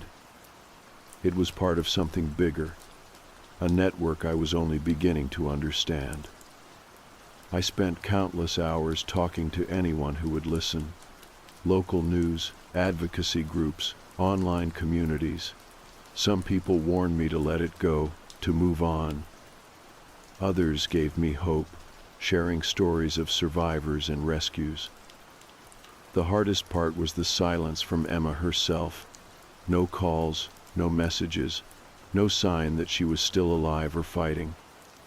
I clung to every scrap of evidence, every whisper of a lead, hoping for a breakthrough. Months passed. Then one day, a package arrived at my door. No return address, no name. Inside was a small box wrapped in brown paper. I opened it carefully. Inside was a single photograph of Emma, not recent, but a picture from years ago, smiling at the camera. Alongside it was a note, "She remembers you." That was the first sign that she might still be out there somewhere. That night, I looked again at the parking lot footage, at the calm face of my sister, walking into that van without resistance. I wondered what she was thinking, what she was feeling. Was it hope, fear, resignation? Or something else, something I did not understand? I promised myself I would not stop looking. Because somewhere out there, Emma was waiting. And I was coming for her. The photograph shook something loose inside me I had tried to ignore for months. Emma smiling, the same mischievous spark in her eyes I remembered from childhood. It was a reminder that she was still a person, not just a missing case or a statistic. I stared at it long after the note's words sank in. "She remembers you." Those simple words twisted and turned in my mind. What did they mean? Was it a warning? A message of hope? Or something darker? Something I wasn't ready to face? I took the photo to the private investigator, Mike. He was the kind of man who kept his emotions out of the job, but I saw something shift in his eyes. Maybe hope, or maybe frustration. He told me to hold on to it, said it was rare to get anything so personal. He promised he would keep digging, keep pushing the case forward. Over the next few weeks, Mike traced the van's movements further. It wasn't just local anymore. The white van, or others like it, had been spotted in multiple states, always near reports of disappearances. The company behind the van was a front for something bigger, a trafficking ring or worse. I didn't want to believe that was the truth. I wanted to think Emma had escaped, was safe somewhere, planning to come back. But every clue, every lead, seemed to point towards something darker. One night, I received another call. No voice, just static. Then a faint whistle. 2 short notes, familiar and chilling. I answered, hoping against hope to hear Emma's voice, but only silence. After that, I stopped sleeping. The whistle haunted my dreams, waking me in cold sweats. I began carrying my phone everywhere, waiting for another call that might never come. Then came a strange email. No sender address, no subject, just one sentence. "She is watching."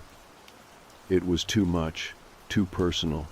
Someone was playing with me, or maybe trying to send a message through Emma. I wanted to run, to hide, but I knew that would mean losing her forever. I started to notice changes around me. Strange cars parked nearby, unfamiliar faces watching from a distance. Once, I caught a glimpse of a white van cruising past my apartment. The window was down, but the driver was hidden in shadow. Fear settled in my chest like a weight. I knew I was being followed. I told Mike. He advised caution, said to document everything and avoid confrontation. One evening I found a small package slipped under my door. Inside was a worn piece of fabric. I recognized it immediately. It was part of Emma's coat. My heart pounded as I held it. Someone was close, watching, maybe even nearby. I felt both terrified and strangely relieved. At least now I knew she had not been forgotten. I doubled down on my search, posted flyers, contacted reporters, and met with advocates for missing persons. Some gave me hope. Others warned me of the dangers of digging too deep. I found myself on the edge of something huge, something hidden beneath layers of silence and fear. One night, a breakthrough came. Mike called, his voice tense. "We found her," he said. Sort of. He explained that a woman matching Emma's description had been seen in a town in Colorado, living under a different name. No one knew how she got there or why. I packed my bags immediately. I had to see for myself. When I arrived in the small town, everything felt strange. The streets were quiet, the people wary of outsiders. I asked around discreetly. No one recognized Emma's real name, but descriptions matched. A woman fitting Emma's appearance worked at a diner on the edge of town. I went there the next day, nervous and hopeful. I watched from a distance as she moved behind the counter, chatting with customers, laughing softly. Her hair was longer, her clothes different, but it was her. I wanted to call out, to run to her and hug her, but something stopped me. She looked happy, or at least safe. I didn't want to shatter whatever life she had built. I waited for her to finish her shift and approached carefully. "Emma?" I whispered. She turned slowly, eyes widening in recognition. There was a flicker of fear, confusion, and something unreadable. She nodded but said nothing. We sat in the diner's corner, the noise of dishes and chatter filling the air. She told me little, only that she was okay, that she had reasons for leaving and for staying quiet. I wanted answers, but I could see she was still trapped in ways I couldn't reach. That night I stayed in a motel down the street, thinking about what I had learned. Emma was alive but not free. I promised her I would keep looking, keep fighting. Because some things are bigger than fear. Because family means never giving up. The van had taken her, yes. But I was going to bring her back. After that night in the diner, I realized how complicated Emma's situation was. She was alive, yes, but the silence surrounding her escape or disappearance wasn't about her hiding from me or the world. It was about fear, deep, crippling fear that kept her from telling everything. I understood that better than anyone. She was stuck between wanting to come back and being terrified of what might happen if she did. The van that took her was not just a vehicle.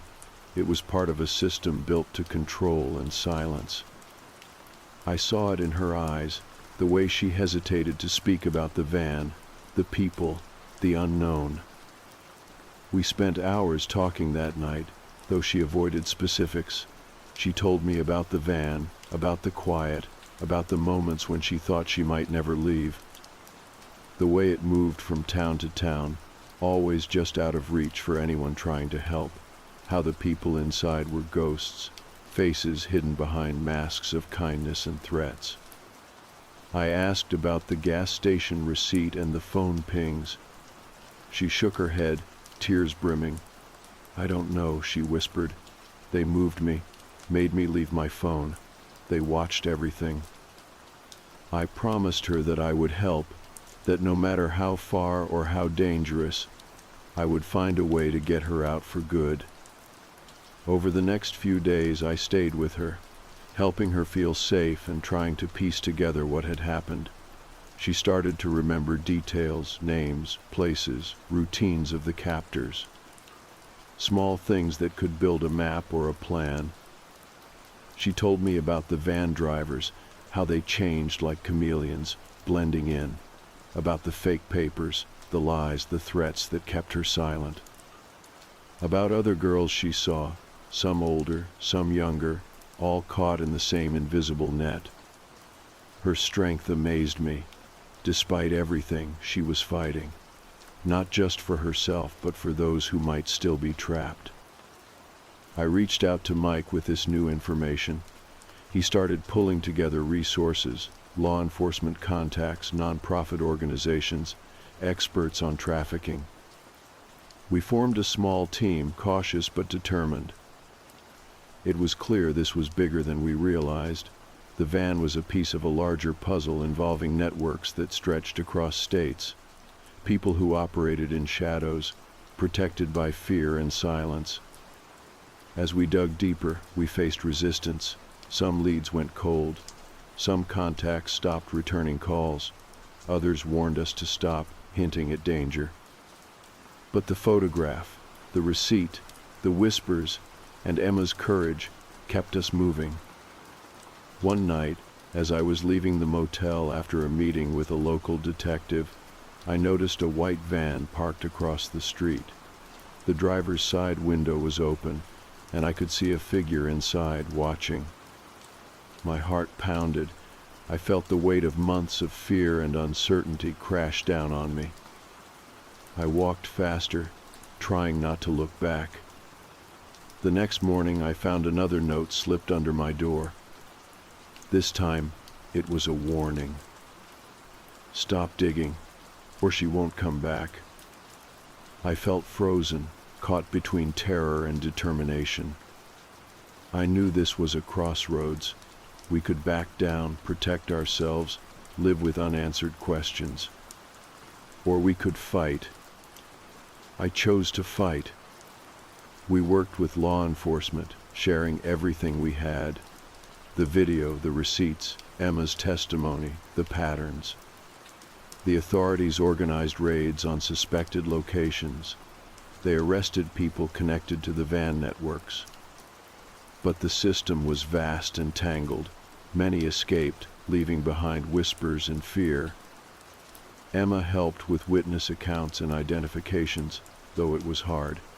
Every step forward felt like opening old wounds.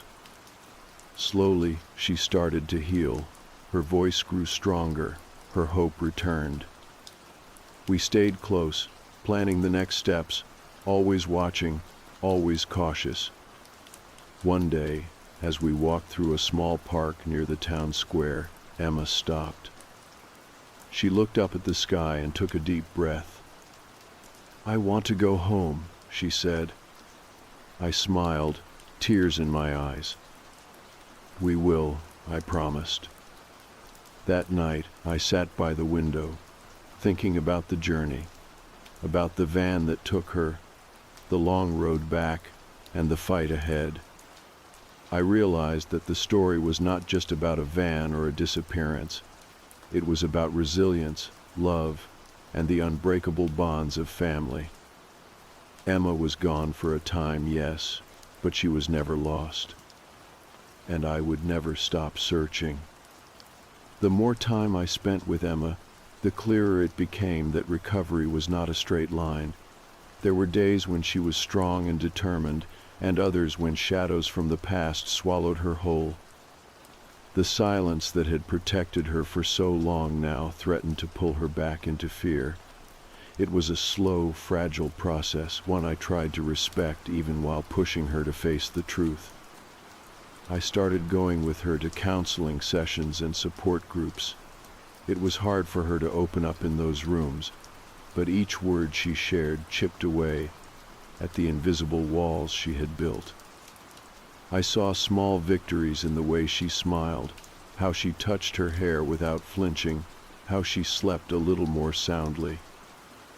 Outside of those moments, we kept building a life, piece by piece. Quiet dinners, walks in the park, laughter that felt almost like a dream. I wanted her to know she was safe and loved, even when the nightmares whispered in the dark. Mike kept feeding me updates on the investigation. The authorities had arrested several key players in the trafficking network. The raids were coordinated across multiple states, thanks to the combined efforts of local police and federal agents.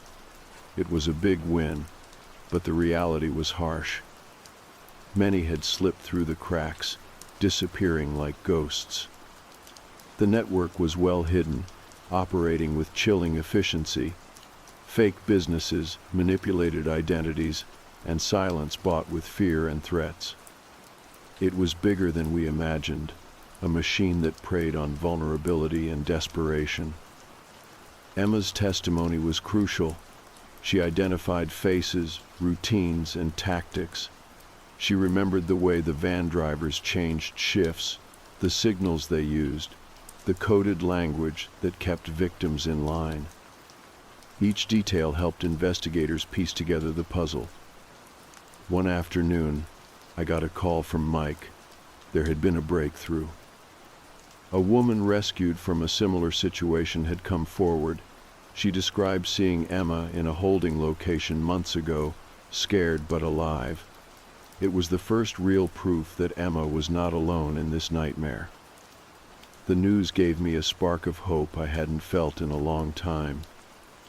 But it also reminded me how many others were still trapped, waiting for a chance to escape. I asked Emma how she felt hearing that. She looked distant, a mix of relief and sorrow in her eyes. "It means they are out there," she said softly, "and some of them don't make it." We talked about ways to help others, about using her story to shine a light on the darkness. She agreed to speak at events and share her experience when she was ready. It felt like the first step toward reclaiming her voice. Our small victories were tempered by moments of fear. One evening, I noticed the familiar white van parked a few blocks from our apartment. My skin prickled with anxiety. Emma urged me to call the police, but I hesitated. We were still vulnerable, still exposed. I watched the van for a while, then it disappeared into the night. I realized that even as we fought, the shadows still loomed. We became more careful, changed routines, installed security cameras and alarms, connected with neighbors and friends who kept an eye out. The trauma did not disappear, but we built defenses against it. I found strength in Emma's resilience, in her refusal to be broken. One morning, she surprised me by suggesting we take a road trip, somewhere far away from the memories and the investigations, a place to breathe, to feel free. We planned the trip slowly, carefully, making sure it was safe and comfortable. On the day we left, I packed the car with blankets, snacks, and the wooden whistle she had carried for so long. As we drove away from the city lights, the open road felt like a promise. We stopped at small towns, explored quiet trails, and stayed in little motels where no one knew our names. The trip was a healing journey. Emma laughed more than I had seen in years. She talked about dreams she wanted to chase, places she wanted to see. One night, as we sat by a campfire under a sky full of stars, she turned to me. "I am not just the girl who disappeared," she said quietly. "I am the woman who survived." Her words settled over me like a warm blanket. We knew the road ahead would still have challenges. There would be days when the past knocked hard on the door. But we also knew we would face them together. Our bond had been tested and stretched in ways I never imagined. And it had held. As the fire crackled and the night stretched on, I realized that the van that took her could never take away her spirit. She was more than a victim. She was a survivor. And together, we were reclaiming her story, one step at a time. After months of searching, fighting, and healing, it finally felt like the nightmare was easing. Emma and I had built a fragile peace, but it was peace nonetheless. We had faced the van that took her in every way we could, through the police investigations, the court cases, the therapy sessions. The network behind it was being dismantled piece by piece, and survivors were coming forward, their stories breaking the silence that had kept so many trapped. Emma's courage became a beacon not just for me, but for others still struggling. She spoke at events, sharing her story honestly and openly, helping to shine light on a dark corner of the world few wanted to see. Each time she spoke, she grew stronger, her voice steadier. I saw the weight lift a little more from her shoulders. One day, as I sat with her in a small cafe in the town where she had started to rebuild her life, she looked out the window and smiled softly. "Do you remember that first night I disappeared?" she asked. I nodded, my throat tight. The memory was still raw. "I wasn't ready then," she said. "Not ready to fight, not ready to come back. But I am now, because of you, because of all the people who believed." I reached across the table and took her hand. "You never had to do this alone." We talked about the future, the things she wanted to do, the dreams she had set aside for so long. Travel, school, new beginnings. For the first time in years, those plans felt possible. The journey was far from over. Some parts of the network still operated, shadows lurking beyond the reach of the law.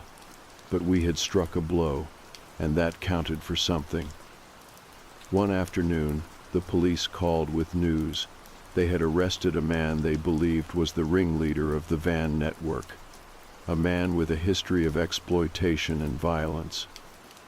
Evidence was mounting, and he faced charges that could keep him locked up for years. Emma listened to the news quietly, a mix of relief and disbelief in her eyes. "I never thought I'd see that day," she said. "Neither did I." Months later, Emma started classes at a local college. She wanted to study social work, to help others who had been through what she had. It was a way to take control, to turn pain into purpose. We found a small apartment together. It was simple, filled with light and hope. We decorated it with photos of family and friends, reminders of the life we were building. Sometimes, late at night, Emma would pull out the old wooden whistle she had carried through so much. She kept it on her nightstand, a symbol of survival and strength. She never used it again, but it was there, a reminder of where she had been and how far she had come. One quiet evening, as we sat on the balcony watching the sun set over the city, Emma turned to me and said, "Thank you for never giving up on me." I smiled, feeling the weight of those words. No one else could have done it. She squeezed my hand, eyes shining with gratitude. The van that took her tried to silence her, erase her story, but we fought back. Together, we reclaimed her voice and her life. Her story became one of hope, a reminder that even in the darkest times, love and determination can light the way. And though scars remain, they do not define her. Emma is free, and we are just beginning.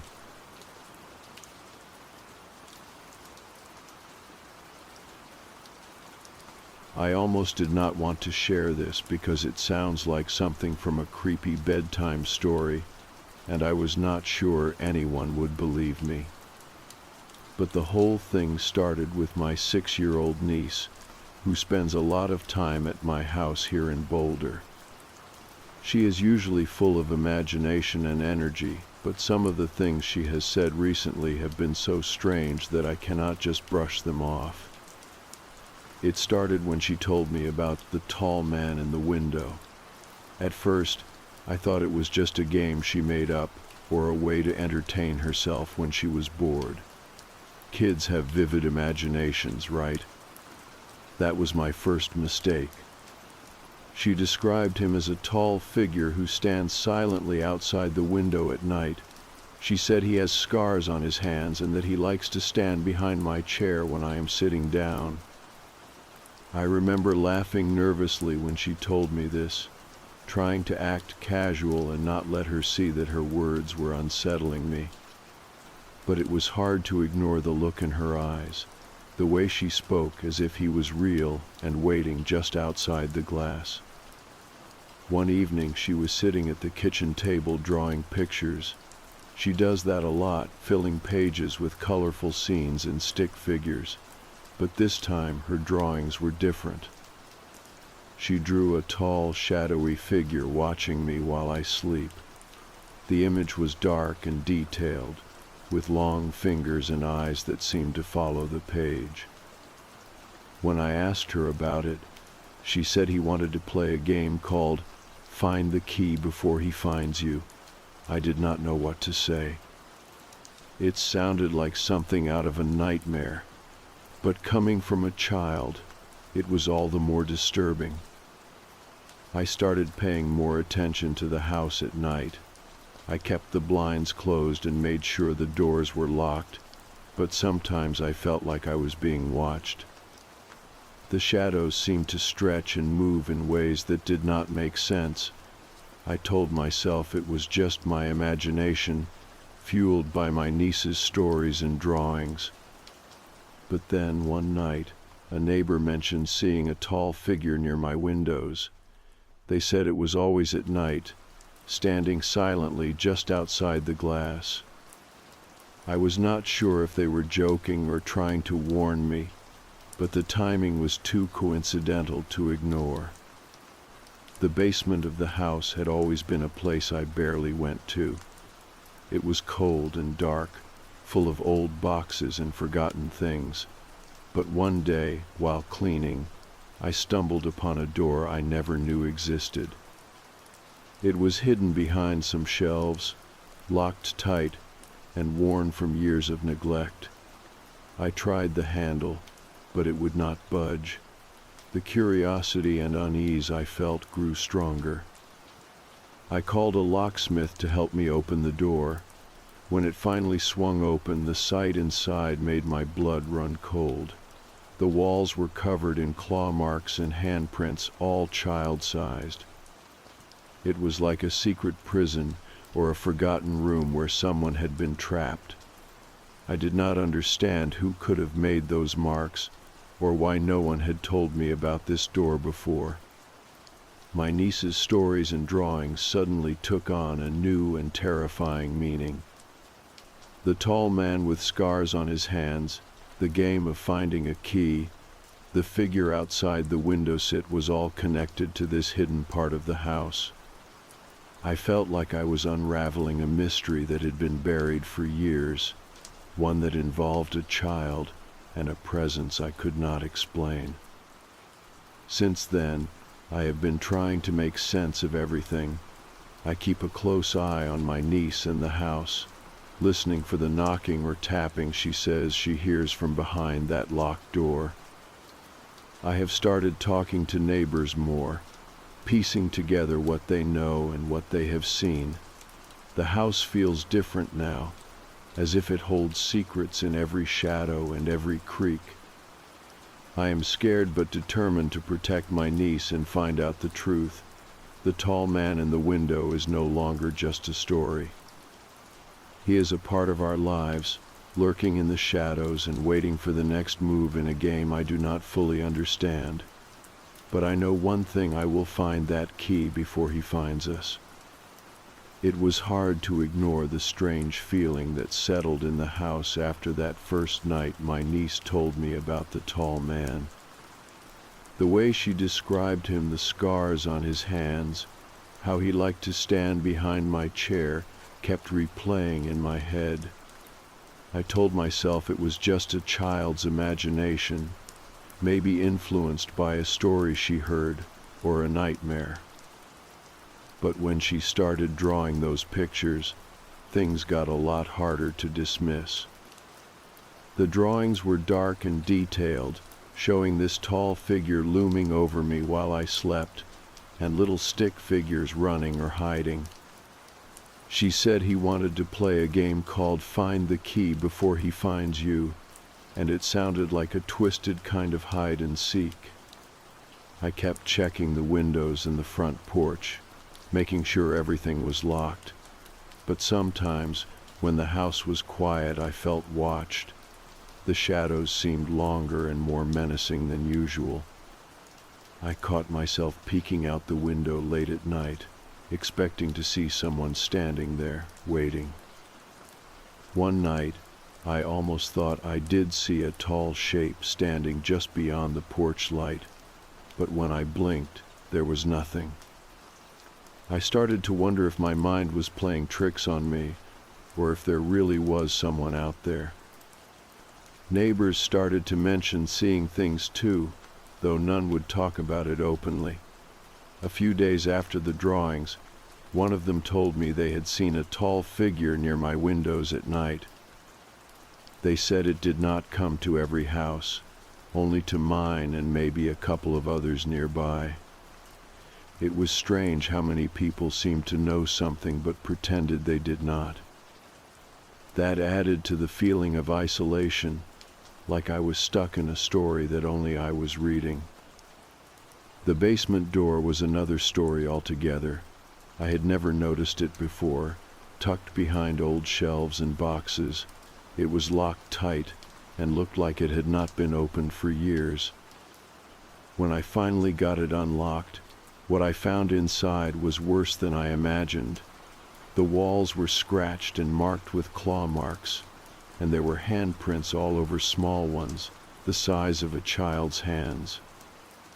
The air was stale and cold, the kind of cold that creeps into your bones. I did not want to be there alone, but I had to know what was behind that door. I started to wonder if the tall man my niece talked about was connected to this room. The scars on his hands, the way she described him standing behind Mitt, all seemed linked.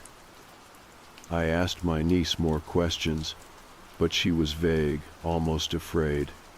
She said he watched me when I slept, and that the game was about finding the key to get out before he caught me.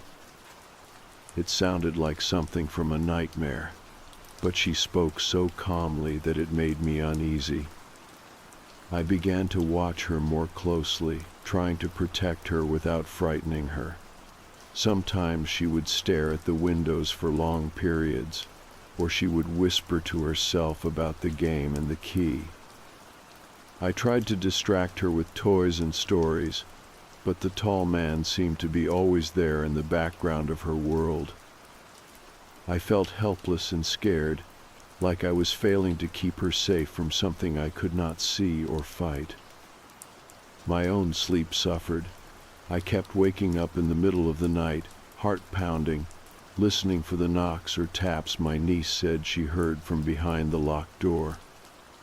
The house felt alive in a way that was not comforting. The shadows moved differently, and the silence was thick with unspoken things. I would check the basement door repeatedly, making sure it was locked, but I wondered how long it had been closed off and what had happened down there before I moved in. I started to talk to neighbors more, gently probing for stories or memories about the house. Some were reluctant, others shared small bits. They mentioned children who used to live here, stories of disappearances and strange noises. None said much directly, but the hints were there, like pieces of a puzzle I was only beginning to see. It was clear this house had a history, and that history was not clean or simple. One day, I found a small old key on the floor near the basement door. It was rusty and heavy, with a worn wooden handle. I had no idea where it came from. When I showed it to my niece, her eyes widened, and she whispered, "That's the key. You have to hide it, or he will find you." I realized then that the game was more real and dangerous than I wanted to admit. It was not just a child's story or a way to pass the time. It was a warning. The feeling of dread grew heavier as the days passed. I could not shake the sensation that the tall man was always near, watching, waiting. The house felt smaller, tighter, as if the walls were closing in on me. I kept the key hidden, but I was afraid it was only a matter of time before the game started for me too. The line between reality and nightmare was blurring, and I was not sure where one ended and the other began. I began to wonder if I was losing my mind, or if there was truly something in the house with us. The scratches on the basement walls, the child-sized handprints, the stories my niece told all pointed to something real and terrifying. I did not know if I could protect her from it, or if I could even protect myself. But I knew I had to try. The game was not just a game anymore. It was a fight to keep us safe, to find the key before he found us. It was getting harder to pretend everything was normal. After my niece started talking more about the tall man and the game he wanted to play, I found myself watching every shadow in the house, waiting for something to happen. I told myself it was just her imagination running wild, but deep down, I could not shake the feeling that something was wrong. When she described the scars on his hands, how he liked to stand behind my chair, and that he was always watching while I slept, it felt too specific and too real to ignore. The drawings she made haunted me. Each one showed the tall figure looming over the house or standing silently behind the furniture. There were even pictures of small keys, some hidden and some glowing, like they were important to finding a way out or keeping safe.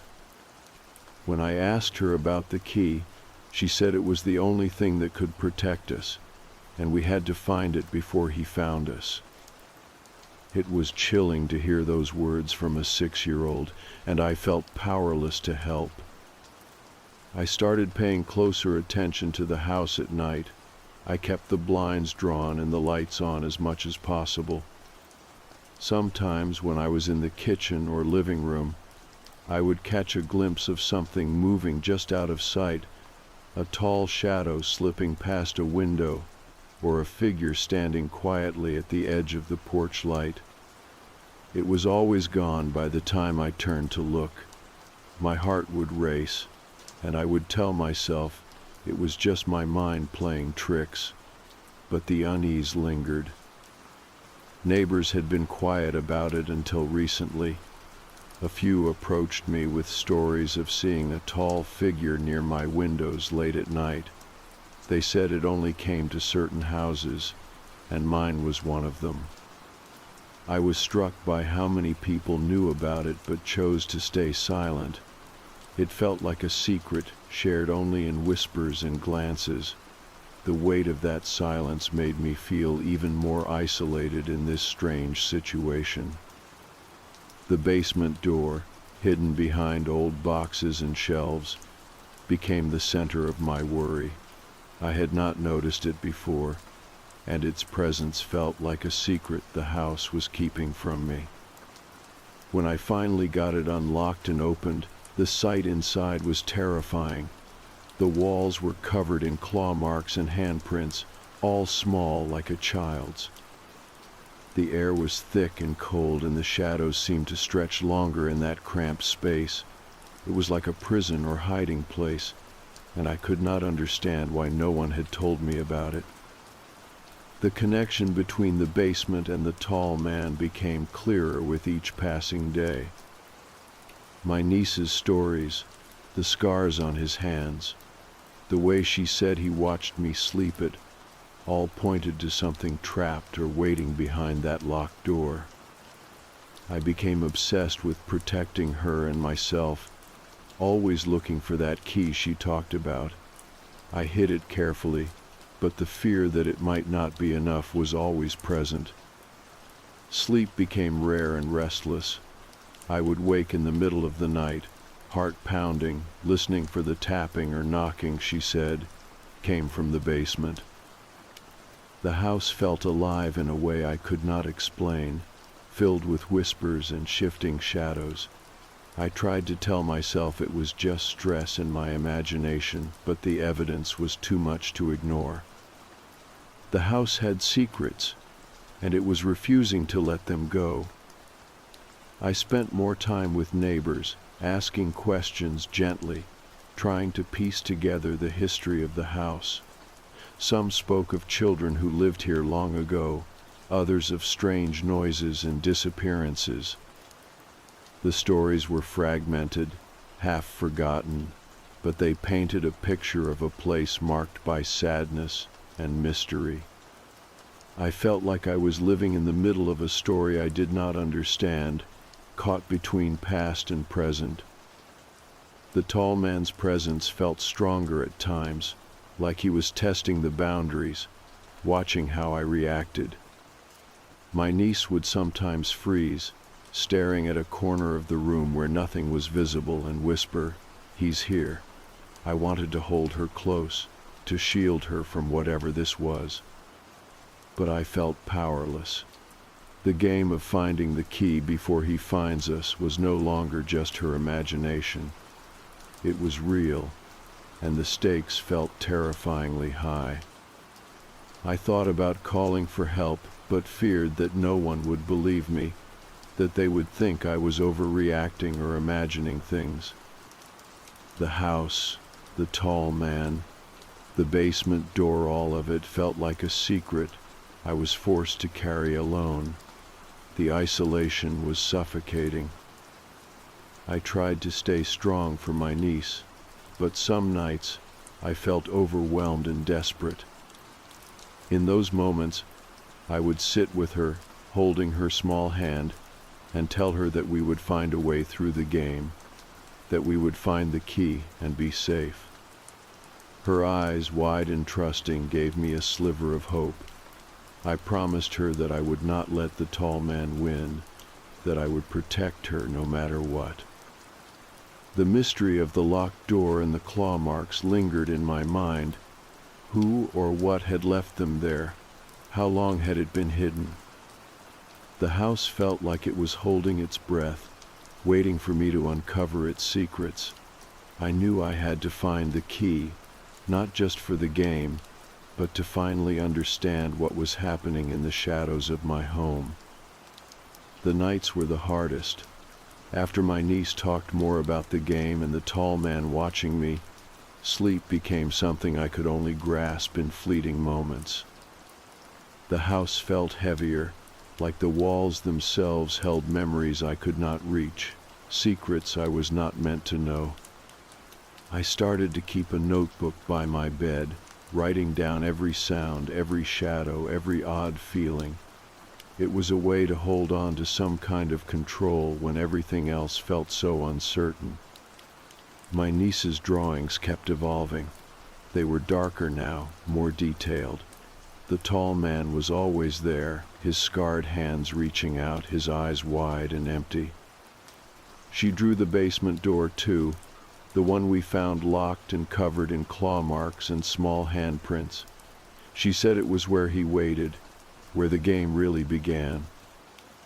Sometimes she would whisper about the key, how it was hidden and how we had to find it before the man found us. I could see the fear in her eyes, but also a strange determination.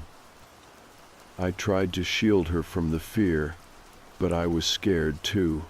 The tall man's presence was impossible to ignore. I started hearing noises at night, soft tapping, dragging sounds, and sometimes whispers so faint I thought I might be dreaming.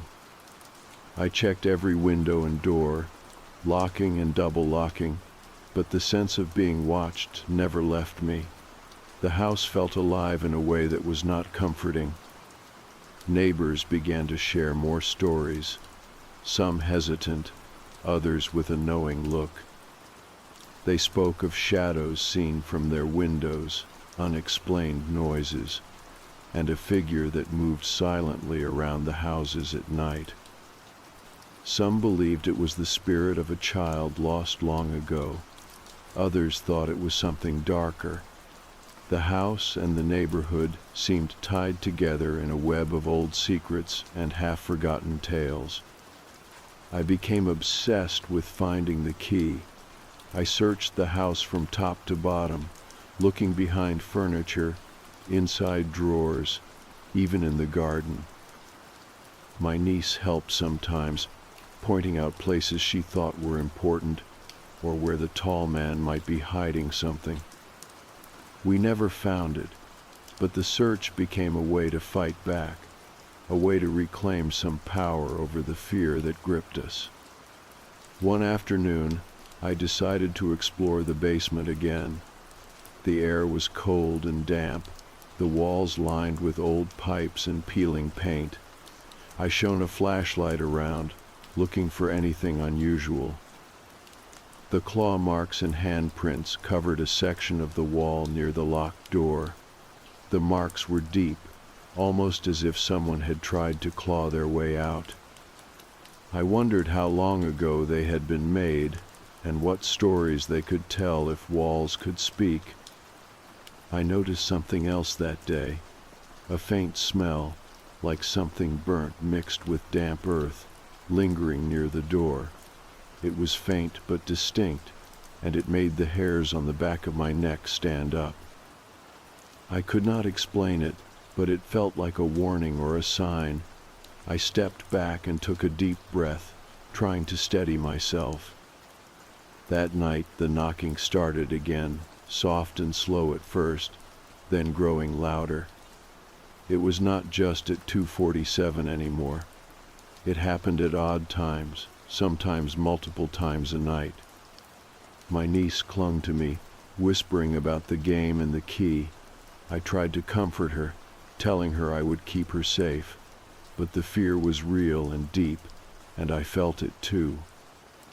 I began to wonder if the tall man was not just watching us, but trying to communicate. The game, the key, the drawings, it felt like a message I could not fully understand. I tried talking to him silently, hoping to reach whatever was there, hoping to find a way to end the fear. Sometimes I thought I saw movement in the corner of my eye, fleeting and quick, like a shadow slipping away. My own dreams became strange and unsettling. I would dream of being chased through dark hallways and locked doors, searching desperately for a key that kept slipping through my fingers. The tall man was always there, his eyes wide and empty, waiting patiently. I would wake up gasping for air, the fear lingering long after I opened my eyes. I knew I could not keep living like this. The house was no longer just a place to live. It was a battleground. I needed to find answers, to find the key, and to protect my niece. The stories, the drawings, the marks on the walls, they were all pieces of a puzzle I was determined to solve. One day, while searching the attic, I found an old, dusty box filled with papers and photographs. Among them was a faded journal belonging to a child who had lived in the house decades ago. The entries spoke of loneliness, fear, and a strange figure that haunted the nights. The child wrote about a game and a key, about being trapped and trying to escape. Reading those words sent a chill through me. It was like the past was reaching out, telling its story through time. I shared the journal with my niece, hoping it might help her understand or find comfort. She listened quietly and then hugged me tightly. For the first time in weeks, I saw a flicker of peace in her eyes. Maybe, just maybe, we were not alone in this. The search for the key continues. I do not know where it is or what it truly unlocks, but I am not giving up. The tall man is still there, still watching, but I am stronger now. I am learning to face the shadows, to listen to the stories they tell, and to fight for the safety of the child who talks to the shadows and the family caught in their grasp. I could feel the weight of everything pressing down on me as the days passed. The tall man, the game, the locked basement door with its claw marks and handprints, all of it felt like a dark cloud hanging over our lives. My niece's stories grew more vivid and unsettling, and I struggled to keep my own fear in check for her sake. Some nights, She would wake crying, whispering about how the man was getting closer, how the game was starting, and how we needed to find the key quickly. I held her tightly, telling her that I would protect her, even though deep inside, I felt like I was losing control. I began spending more time in the basement, trying to understand what the locked door really meant. The room beyond was cold and damp, and the air felt thick with history and something else I could not explain. The claw marks on the walls told a story of desperation and fear, and the child-sized handprints made me imagine a trapped little person reaching out for help. I could not shake the feeling that this place was connected to the tall man my niece saw, as if his presence was tied to whatever happened in this hidden part of the house. I started searching for the key obsessively. Every nook and cranny of the house was examined, drawers opened, floorboards tapped, even the garden searched. My niece joined in, her small hands pointing to places that felt important to her, places where the tall man might hide the key or watch us from. We never found it, but the search gave us something to focus on besides the fear. It became a small act of rebellion against the unknown. Some neighbors shared stories that made my blood run cold. They spoke of children who had vanished or been taken long ago, of strange noises and shadows that haunted the neighborhood. One elderly woman told me about a family who lived in the house decades before, a family that had lost a child under mysterious circumstances. The details were vague, but the connection was there. It felt like the past was bleeding into the present, like the house held memories too painful to forget. I started keeping a detailed journal, documenting every strange occurrence and every word my niece said about the game and the tall man. Writing it down helped me make sense of the chaos. I noticed patterns, the times when the tapping started, the places where shadows lingered longest, the way my niece's drawings changed. It was like piecing together a puzzle with missing pieces, hoping to see the bigger picture before it was too late. Sleep was a rare luxury. The house was alive with sounds I could not explain, the creaks of settling wood, the soft scraping of nails on walls, the faint whispers that seemed to come from nowhere and everywhere. I would lie awake, heart pounding, listening for the knocks that my niece said came from the basement door. Some nights, the tapping was frantic, as if someone was trying desperately to escape. Other nights, it was slow and steady, like a heartbeat. I found myself talking to the tall man, even though I was not sure if he was real or just a part of the darkness. I would whisper promises to protect my niece, to find the key, to end the game. Sometimes I thought I saw a flicker of movement in the corner of my eye, a shadow retreating, a pair of eyes watching silently. It was both terrifying and strangely comforting, like a fragile connection between two worlds.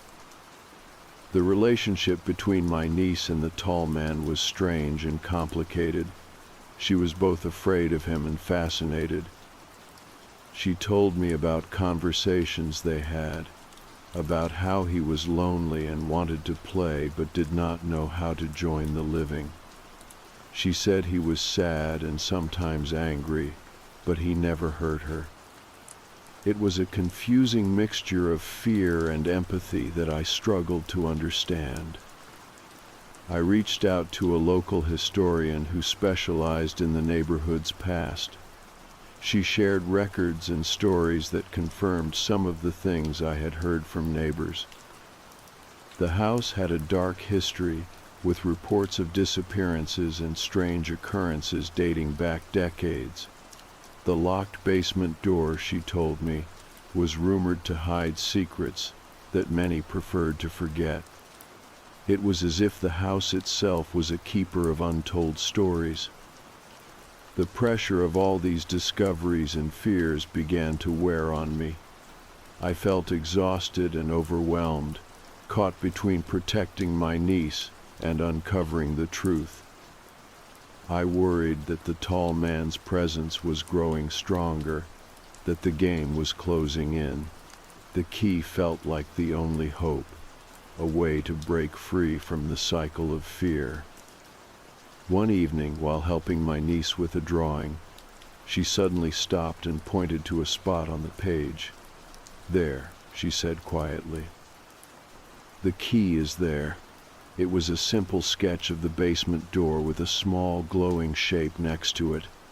I took it as a sign and decided to search that area again, this time more thoroughly. We moved boxes, lifted floorboards, and checked every crack around the doorframe. Finally, hidden beneath a loose floorboard, I found an old, rusty key. It was heavy in my hand, cold and worn. Holding it, I felt a mix of relief and dread.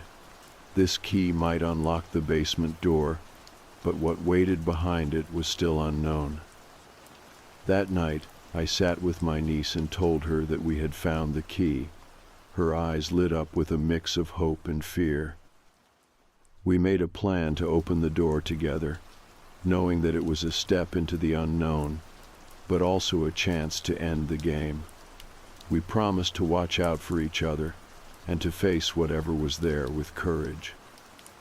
As I write this, the key lies on the kitchen table, and the basement door remains locked. We are preparing ourselves for what comes next. I do not know what we will find or how it will change everything. But I know that we are not alone, and that the game, the tall man, and the secrets of the house are part of a story we are only beginning to understand. The key sat heavy in my hand as I stood before the locked basement door.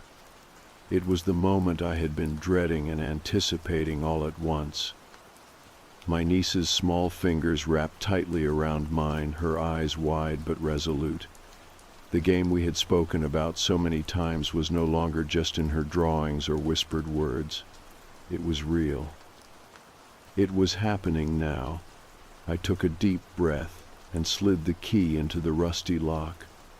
It turned with a creak that echoed through the quiet house like a distant warning. The door swung open to reveal a narrow, dark stairwell descending into cold, musty air.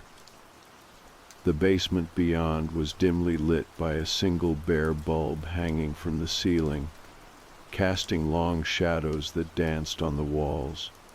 The claw marks and child-sized handprints were even more chilling up close.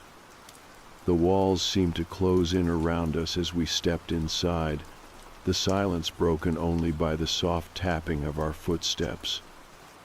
I held my niece close, feeling the warmth of her small body against mine, steadying both of us. She whispered about the tall man waiting in the shadows, watching us, and I could feel his presence in the room like a cold breath on my neck. The basement was filled with old furniture, forgotten toys, and dusty boxes, but the sense of something unseen lurking was overwhelming. We moved carefully, searching for any sign of the key's purpose, or what the game really meant. In a far corner, behind a stack of broken crates, we found an old wooden chest, locked and heavy with age. My heart pounded as I slid the key into its lock. It fit perfectly. The chest creaked open to reveal worn papers, faded photographs, and a small, tattered doll with one missing eye. The photographs showed a little girl playing in the yard, her smile bright but eyes sad, and a tall man with scarred hands standing nearby, always watching. As I sifted through the contents, I realized we had uncovered the story behind the tall man and the locked door. The girl in the photos was the child who had been trapped in the basement years ago, and the tall man was someone who had watched over her, or perhaps kept her there. The game of finding the key was a plea for freedom, a desperate hope to escape the darkness that had held her captive. My niece clung to the doll, her small voice trembling as she asked if the tall man was still there. I told her that sometimes people and memories stay in places long after they are gone, but that we had found the key to unlock the past and bring light into the shadows. It was a beginning, a way to end the fear and the waiting. Over the next days, I worked to bring the basement into the light, clearing out the old and forgotten, turning the space from a place of fear into one of remembrance. I contacted local historians and community members to learn more about the family who had lived here before and to honor the memory of the child who had suffered. It was a painful process, but one filled with healing. My niece's fear gradually eased as she understood more about the story and saw the changes we made. The tall man no longer appeared in her drawings or whispered in the night.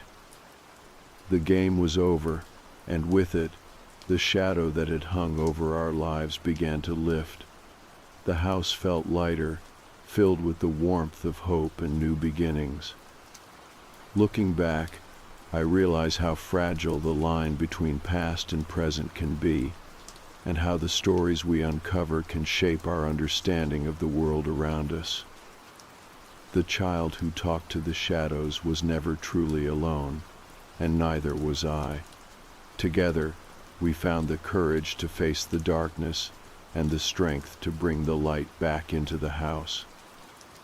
If you ever find yourself haunted by the unknown or caught in a game you do not understand, remember that there is always a key, sometimes hidden, sometimes lost, but waiting to be found. And sometimes the bravest thing we can do is turn the lock and open the door.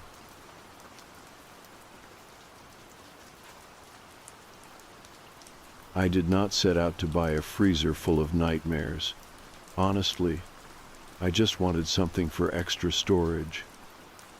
My apartment in Buffalo is small, and I do a lot of meal prep, so I figured, hey, a deep freezer would be useful. There was this guy who ran auctions for abandoned storage units.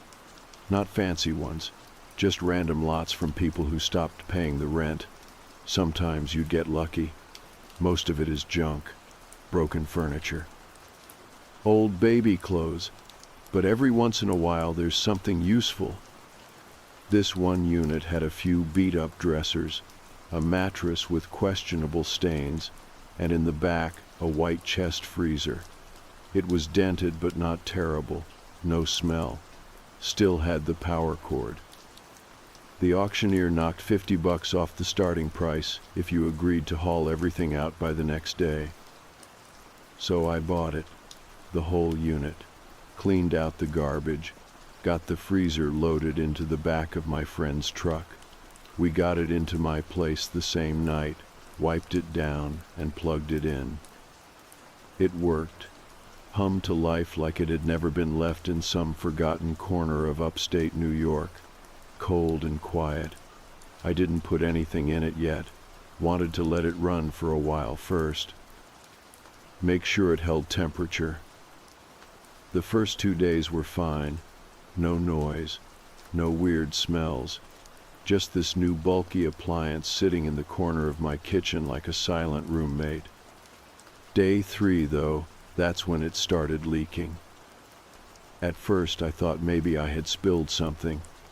There was this brownish line of liquid trailing from underneath it. It smelled off, not rotting exactly, but not clean either. Like old rainwater mixed with rust. I cleaned it up and figured maybe there had been something spilled inside it before I bought it. Something sticky that thawed a little once it got running again. But by the evening the puddle was back, bigger this time, and darker. So I opened it. The top layer was just a plastic bin, empty, clean. Underneath that was a false bottom, like someone had taken a thin sheet of painted wood and dropped it into place. It took a second to notice it. There were no handles or hinges, but it came up easy once I pried at the edge with a butter knife. Beneath it was, I don't know. At first I couldn't tell what I was looking at. There was this heavy-duty plastic lining, like a waterproof bag, sealed tight and wedged into the bottom of the freezer. Inside that was a black duffel bag, big, like military grade. It was locked with one of those thick combination locks you get at a hardware store. There was no writing on the outside, no name, no label, just the lock and the smell. I didn't know what to do. My first instinct was to just drag the whole thing outside and throw it away. But curiosity got the better of me. I told myself it was probably drugs, or cash, or something left behind by someone running from something. So I cut the lining, pulled the duffel out, and stared at it for a long time before trying the lock. It was set to 000. I spun the dials slowly. 001, 002. I was about to give up when I flipped to 007 and the lock popped open. Inside were Polaroids. Stacks of them. They were wrapped in plastic, bundled tight, and arranged almost like a photo album. No names, no captions. Just these full-color instant photos, one after the other. The first few showed a girl. Young, maybe late teens, sitting on a mattress, wearing an oversized t-shirt. Her face was blurred slightly, like she had moved while the photo developed. Behind her, there was a bare wall. Cement. In every photo, the same calendar was taped to the bricks. Red X's crossed through each day. At first, she looked fine, tired maybe. Her hair was messy, eyes wide. She wasn't smiling, but she wasn't bruised either. But then you flip a few more, and things change. The girl starts to look thinner, paler. The calendar fills up with more red X's. Her arms are pulled tighter to her chest. There are marks on her neck, scratches on her arms. The lighting stays the same, always cold and fluorescent, like a basement or a windowless room. There must have been over 100 of them. Toward the end, she is barely sitting up. Her eyes are swollen shut. One of her teeth is missing. Her lips are cracked and dry. In the second to last photo, she's lying on her side, curled in a way that does not look comfortable. Her hand is reaching toward the edge of the frame. And the last photo, that one is different. In the final photo, the girl is gone. The mattress is empty. The calendar has no red X's. It just says one thing, written in thick black marker across the bottom. Last day, keep her cold. That was not even the worst part. Inside the duffel, tucked beneath the stack of photos, was a folded piece of yellow paper. It was laminated, like someone wanted to make sure it would never get damaged. The note read, "Do not thaw her out. She'll remember." That's when I stood up, stepped back from the bag, and realized my hands were shaking. Not a little. Like really shaking. I do not know how long I stood there. I don't even remember setting the photos down. I just know I went to the sink, ran my hands under the water, and tried to breathe. The freezer was still humming. Still cold. Still plugged in. I thought about calling the police. I really did. But something about it felt wrong, like I wasn't supposed to. Like whatever this was, it was bigger than me. Like if I reported it, something would happen I couldn't take back. So instead, I sat at the kitchen table and stared at that last photo. The empty room, the black marker words. Last day. Keep her cold. I didn't sleep that night. I tried. I got into bed, stared at the ceiling, tried to count breaths, tried to act like everything was normal. But my brain just kept replaying the same few images.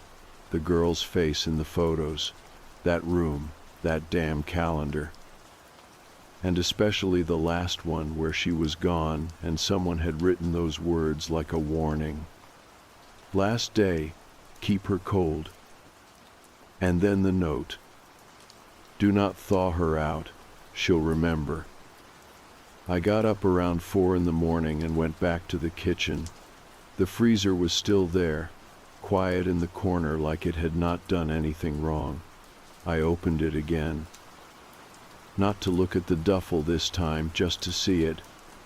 I needed to be sure I had actually seen what I thought I saw. It was still there, the bag, the lock now hanging open, the smell, faint but there, and the Polaroids, still in the exact order I had left them. I picked up the last one again, held it under the overhead light, and tried to make sense of it. The handwriting on the calendar was the same as the handwriting on the note. Sharp and thick, like it had been written with a marker by someone in a hurry, or someone angry. I sat on the floor for a long time, not thinking, just existing next to the freezer, waiting for something to make this make sense. By morning, I had decided to keep everything as it was. I did not throw the photos away. I did not burn the note. I did not tell anyone. I wrapped the duffel back up in the plastic lining and resealed it into the bottom of the freezer, just like I found it. Then I turned the freezer back on. I don't know why. Part of me told myself it was just to preserve evidence, in case I changed my mind and called the police, in case I needed to show someone. But that wasn't the full truth. The full truth was that I was afraid to leave it off. There was something about that note that got inside my head, not the logic of it, just the way it was written, so sure, so final. It did not feel like a warning written by someone unstable. It felt like something meant to be followed. I started hearing things the next night. Just small sounds at first, nothing dramatic. A thud here, a soft shuffle there. I live in an old building, so creaks and settling are normal. But these weren't random. They were close. Repetitive, like something moving just out of view. I got up to check the freezer at one point, and I swear to God the lid was open. Just a crack. Not fully, but enough to notice. I know I had closed it. I remember pushing it down with both hands. I even sat something on top of it, a small stack of cookbooks. They were now on the floor. I closed the lid again, gently but firmly, and stood there for a long time watching it. Nothing happened, no movement, no sound. But from that point on, the apartment felt different, like something was watching me, like I was not alone. I started keeping the lights on at night. I never used to do that. I'm a light sleeper, but now I needed them. I left the kitchen light on, and sometimes even the hallway light too. It helped a little, but not enough, because now I was dreaming about her. The girl from the photos. At first it was just flashes, her face, pale and bruised, right before I woke up. Then it got worse. I started dreaming about the room she was in, that bare mattress, that concrete wall. I could see the calendar clearly in the dream, the red X's growing darker, the black letters bleeding into the paper. She never spoke in the dreams. She just stared at me, eyes wide, unmoving. Sometimes she was sitting up, sometimes lying down. Once, she was standing behind the calendar, like she had walked through the wall. I started waking up at the same time every night. 3:13. I do not know why. Just a number, maybe, but it was always that time. Every single night, my eyes would open, and I would feel it before I moved. That pressure in the air, like the apartment was holding its breath. One night, I got up and walked into the kitchen. I told myself I would open the freezer and take the bag out and call the cops. I told myself I would end this. But when I got there, the lid was already open again. And inside, the plastic had shifted. The duffel was still there, still sealed, but one of the Polaroids had worked its way loose and was sitting at the edge. It was a new one. I swear to you, it was new. I know every single photo that came with that bag. I counted them. I looked at every one. This one was different. It showed the same girl, but she was standing. Not on the mattress, not in that basement room. She was standing in a hallway I recognized. It was my hallway, right outside my bedroom. Her eyes were wide, her arms were at her sides, and behind her, on the wall, someone had scratched something into the paint. It said, "I'm cold." I dropped the photo, slammed the freezer shut, pulled the cord from the wall. The light went out, the hum stopped. And then from the hallway, I heard something move. Not a creak, not a shuffle, a step. The sound of that step was soft, but it was there. Just one single shift of weight on floorboards I knew by heart. It came from the hallway outside my bedroom, the same hallway I had walked 1,000 times. I froze in place. I did not call out. I did not move. I just stood there in the kitchen, staring at the darkened doorway, waiting for something else. Nothing happened. No voice, no shadow. Just that silence again, thick and waiting. I do not remember deciding to move, but at some point I walked forward, step by step. I passed through the doorway, into the hall, flipping the light switch with the back of my hand. The light came on instantly, too bright, too normal. And there was nothing there. The hallway was empty. My bedroom door was closed. The air felt still, but I knew what I had heard. I was not imagining it. There was a weight to that sound, a body behind it. It had not come from the freezer.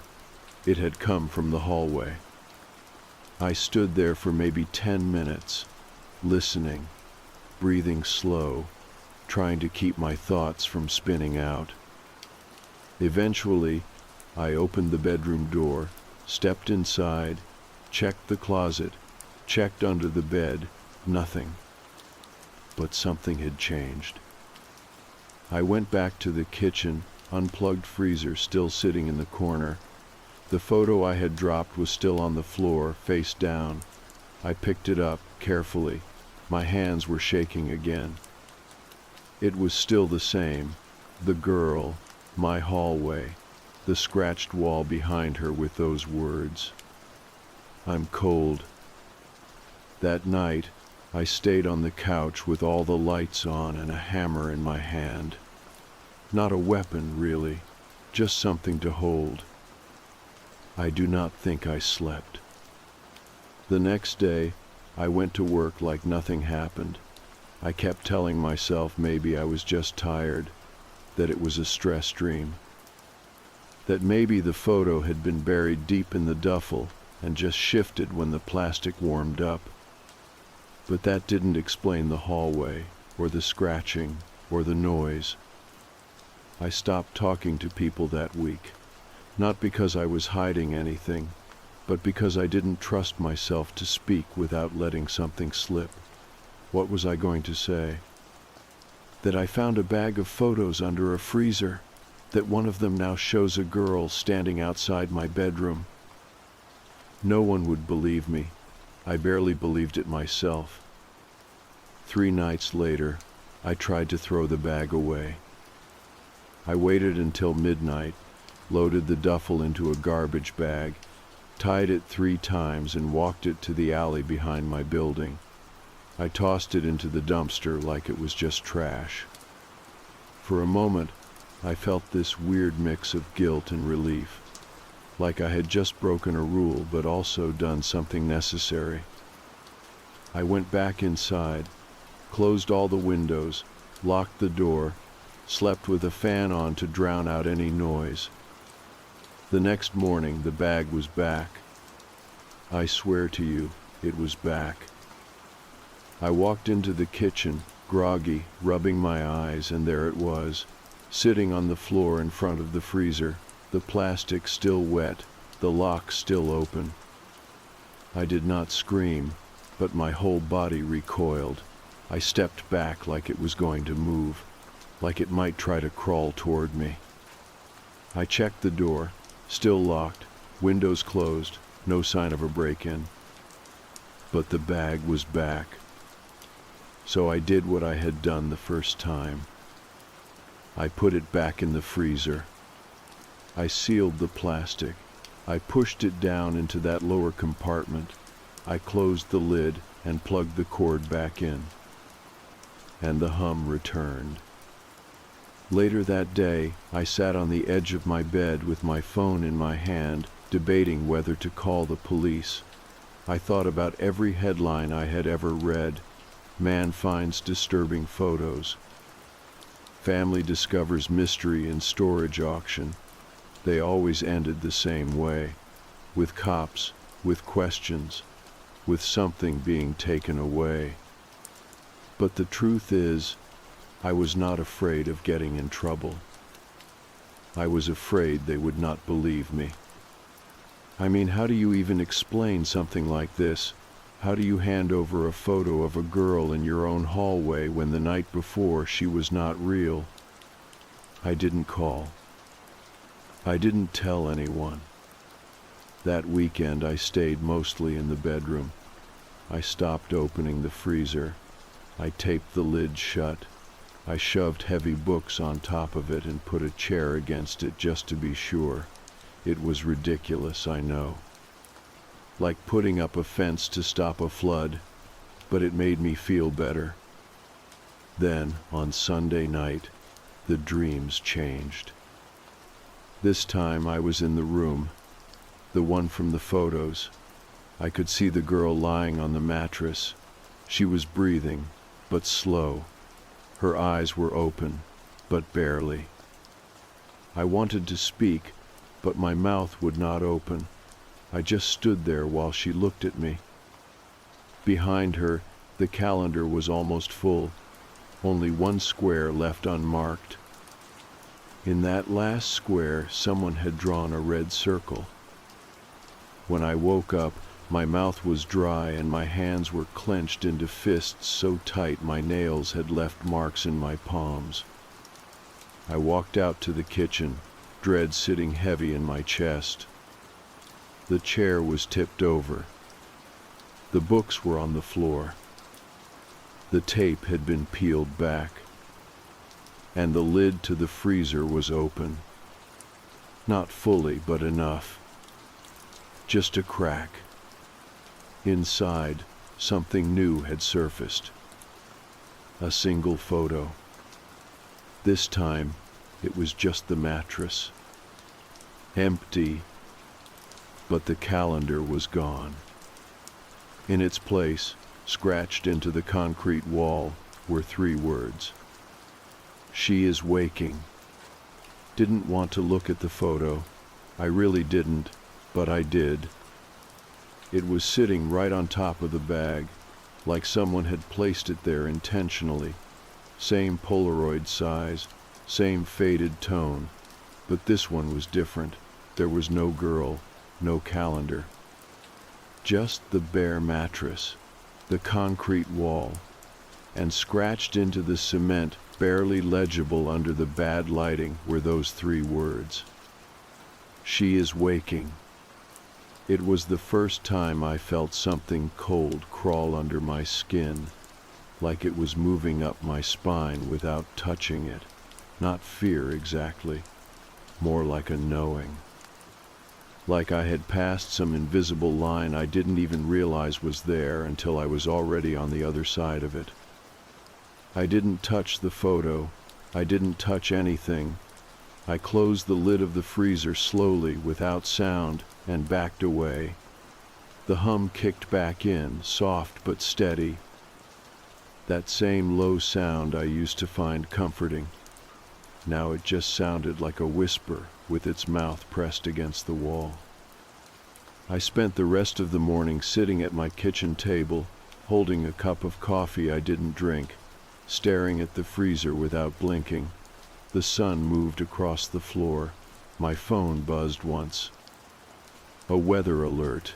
I didn't check it. It occurred to me, finally, that I was afraid of something that might not even exist. That all of this could be the result of a mental break I had never seen coming. I even Googled it. Visual hallucinations, auditory hallucinations, stress-induced episodes. The internet offered plenty of possible explanations, but none of them explained the photos, or the fact that the tape had been peeled back, or the scratch marks that hadn't been there before. And the worst part? I had stopped questioning whether the girl was real. She was real. I didn't know how I knew that, but I did. The calendar was not just marking time. It was counting down to something. By Tuesday night, the freezer had started making a new sound. It was subtle, like water shifting behind metal, not a mechanical rattle, not something a dying appliance would do, more like something stirring, moving inside the lining. I stood beside it, one hand resting on the top, trying to convince myself I was imagining it. Maybe the lining was wet. Maybe the motor was freezing up. Maybe it was a normal sound I had just never noticed before. But it didn't stop. I taped the lid shut again, tighter this time, layers of it. Then I dragged an old bookcase in front of it. I turned on the television, left every light on. Sat with the remote in my lap like it was a weapon, like the glowing images on the screen might somehow protect me. Somewhere around 2 a.m, I dozed off. I don't remember what woke me, but I know what I heard. The tape peeling. That sharp, slow rip of adhesive coming free from plastic, one strip at a time. Then the sound of the lid lifting. And then nothing. I sat frozen, eyes wide, breathing through my nose, heart beating so loud I thought I might pass out. I didn't want to move, didn't want to look. I kept telling myself that if I just stayed still, whatever it was might go away. But I couldn't stay like that forever. Eventually, I got up. Slowly. I walked to the kitchen. The bookcase had been pushed aside. The tape was hanging in strips off the edge of the freezer, and the lid was open. The bag was gone. I stood there for a full minute, unable to breathe. Then I noticed something on the floor. A new Polaroid. I picked it up. This one showed my living room, taken from high up, like from a corner near the ceiling. In the photo, I was asleep on the couch. The television was still playing. The light from the screen cast a weird bluish glow across the room. But it was not just me in the photo. There was someone standing behind the couch.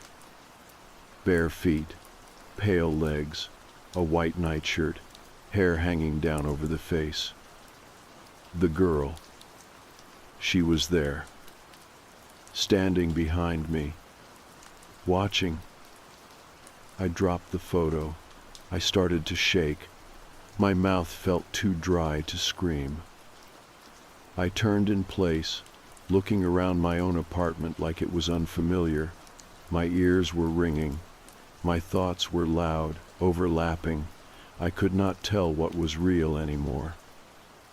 I went into the bedroom, closed the door, locked it. Not that it mattered.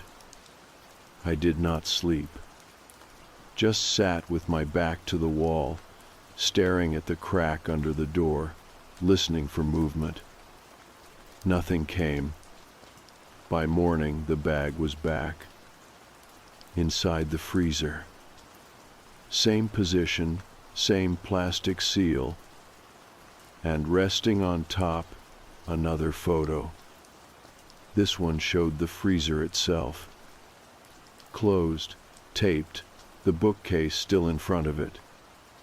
The photo had been taken from inside the apartment. It was dated.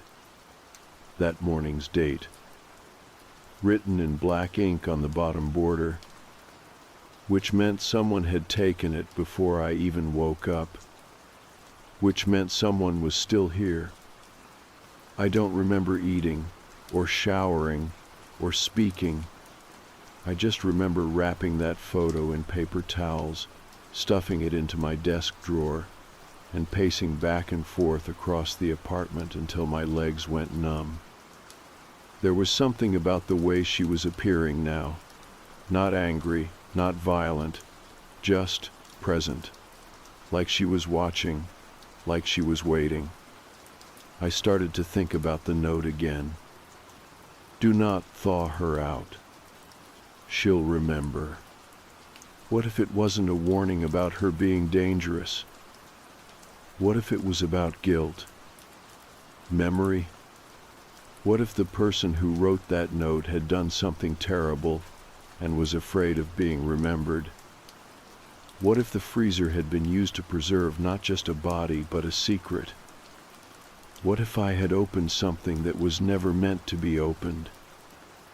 I walked back to the freezer, opened it again. No new photos this time, but the bag was warm. Not hot, not steaming, just not cold anymore. Whatever had been inside it, it was thawing. By the time I realized the bag was warm, I was already past the point of pretending any of this was explainable. There was no fix, no cleanup, no neat way to end it. Something had been set in motion the moment I opened that freezer, and now I was stuck with it. I closed the lid again slowly. I did not tape it shut. I did not move the bookcase. I did not even unplug it. I just stood there with my hands flat against the top of the freezer, feeling how the cold no longer pressed up through the plastic. The hum had changed too. It was louder now, uneven. It sounded tired, like it was trying too hard to keep doing what it was meant to do. But it was losing. I think I knew that. I sat down on the floor and stared at it. The same freezer I had bought for cheap. The one that, for a couple of days, had just been a useful appliance. I started thinking about how casually I had plugged it in, how I never once questioned where it came from, who it belonged to before, what it had held. I never thought about how something so normal could carry something so wrong. I don't know how long I sat there. At some point I turned off my phone, not because anyone was texting, but because I was tired of seeing the lock screen and not knowing what to do with it. There was no one I could call. I was not ready to hear another voice say, "You should get help," or "You should tell someone." It was too late for that. This thing was mine now. That night, I decided to go outside. I hadn't left the apartment in over a week. I walked down the block just to feel air that hadn't been filtered through my vents. I didn't bring my phone. Didn't tell anyone where I was going. Just wandered. It was cold, not freezing, but sharp enough to make my eyes sting. I didn't walk far, just enough to remind myself the world still existed, that I could leave if I really wanted to, that there were still cars passing and stores open and strangers going about their lives. I think that helped a little until I came back. There was something taped to my front door. Not a note. A photo. Another Polaroid. It was a picture of my hallway, taken from the far end, facing toward my bedroom. In the photo, the bedroom door was cracked open. Just a sliver. And inside that sliver, just barely visible, was the same pale shape. The girl. Hair hanging forward, arms at her sides, head tilted like she was listening. I pulled the photo off the door with numb fingers and went inside, locking every bolt behind me.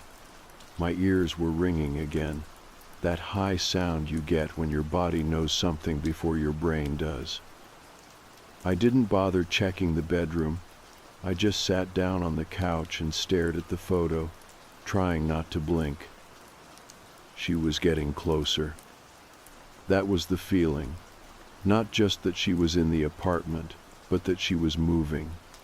Like each time I saw her, she was a little less still, a little more aware.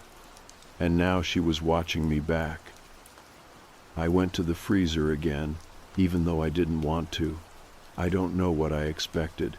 Maybe another photo, maybe nothing. What I found was a name, scratched into the inner wall of the freezer, just above the bag. It was not there before. I would have seen it. The scratches were shallow but clear. 5 letters. I read them over and over again. The name meant nothing to me. I said it out loud, just to hear how it sounded. Larai. I didn't know if that was a first name, a last name, or something else. But now it had weight. She had a name. She was not just the girl in the photos anymore. She was someone who had been taken, kept, hurt, and then, what? That question started to dig deeper. What had actually happened to her? Was she dead when they sealed the bag? Or had she been frozen alive? Was that the whole point? The calendar, the note, the countdown, the instructions to keep her cold. What if they were not preserving a body but stopping something from finishing? What if she had never died? What if she had just paused? I leaned against the counter and felt the room tilt slightly.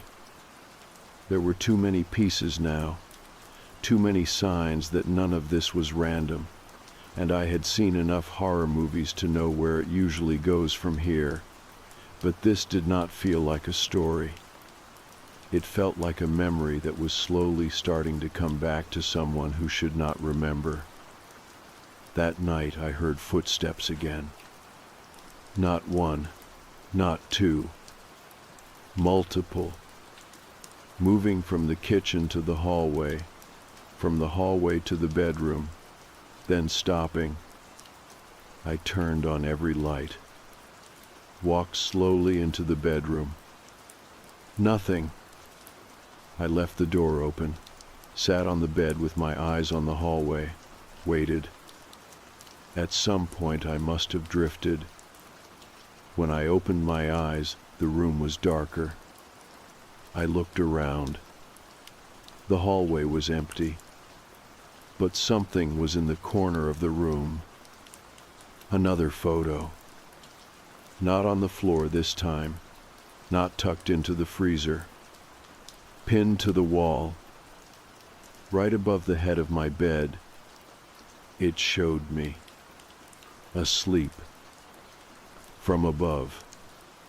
And in the corner of the photo, blurry but unmistakable, was a hand, reaching. The caption under the image had been written in red ink. It said, "She knows now." I didn't move right away. I just sat there, staring at the photo on the wall above my bed. The red ink felt fresh, almost wet. My breath came in short, shallow bursts. I didn't want to get closer. I didn't want to confirm what I already knew. She had been in the room, not just watching me, not just showing up in photos. She had stood over me while I slept, and now she remembered. That is what the photo meant, what the red caption confirmed. She knows now. The name carved into the freezer, the new photos, the way the hum had changed. It was all part of something waking up, slowly and intentionally. This wasn't a haunting. It wasn't even revenge. It felt like something older, like a truth rising back up through layers of lies, and I had been the one dumb enough to dig it up. But I couldn't undo it. It had already started. I finally stood and peeled the photo off the wall. My fingers trembled, but I forced myself to touch it. The paper was cool and stiff. It didn't smear. The ink was dry. Someone had placed it there hours ago, maybe even minutes ago, while I slept under it. I didn't sleep again that night. I sat in the hallway outside my bedroom, knees pulled up, back against the wall, eyes on the door. I had no plan, no grand idea of what to do next. Just one clear, heavy thought: this had to end. In the morning, I put on a sweatshirt, wrapped my hands in towels, and opened the freezer for what I decided would be the last time. The bag was still there, barely cold now. The lining had softened. The edges sagged like wet paper. Inside, I could hear a soft slosh, like melted ice shifting. I pulled it out, set it on the kitchen floor, and unzipped it. There were no new photos. No final note. No bones. No body. Nothing but water and a single piece of fabric, folded neatly, almost reverently. It was a girl's nightshirt, the same one from the photos, white, thin, still damp from the thaw. I held it carefully, expecting it to fall apart, but it didn't. It felt solid, real, just like she had been. I stood there in the kitchen holding that fabric, and for the first time in weeks, I felt something settle. Not peace exactly, just a kind of clarity, a decision forming behind the fear. I needed to know who she was. So I started looking, not for ghosts, for records. I went to the public library, the city archives, even the police station downtown. I asked for old missing persons files. I told them I was doing research for a project. Most people didn't ask questions. I guess I looked like someone who belonged in front of a microfiche machine. I searched every case in Buffalo from the 1980s through the early 2000s. Any girl around 16 to 20 years old, any cases that went cold, anyone who disappeared and was never found. I found her in an article from 1997. Her name was Lori Hennings. She was 17, last seen leaving a bus stop on the east side. She never made it home. Her parents put up flyers for 2 years, The police followed every lead they had. Then it just stopped. She became another line in another file drawer, a face in a binder. That was all. But it wasn't all. Someone had taken her, kept her, photographed her as she faded, watched her suffer day after day until the last photo. Last day. Keep her cold. I went home with the article printed in my hand. I sat at the kitchen table and read it over and over until I knew the lines by heart. Then I pulled out every photo I still had, every Polaroid. I laid them out one by one across the floor. It was her. The same eyes, the same tired, defiant stare. Even near the end, even when she could barely sit up, there was something in her that never broke.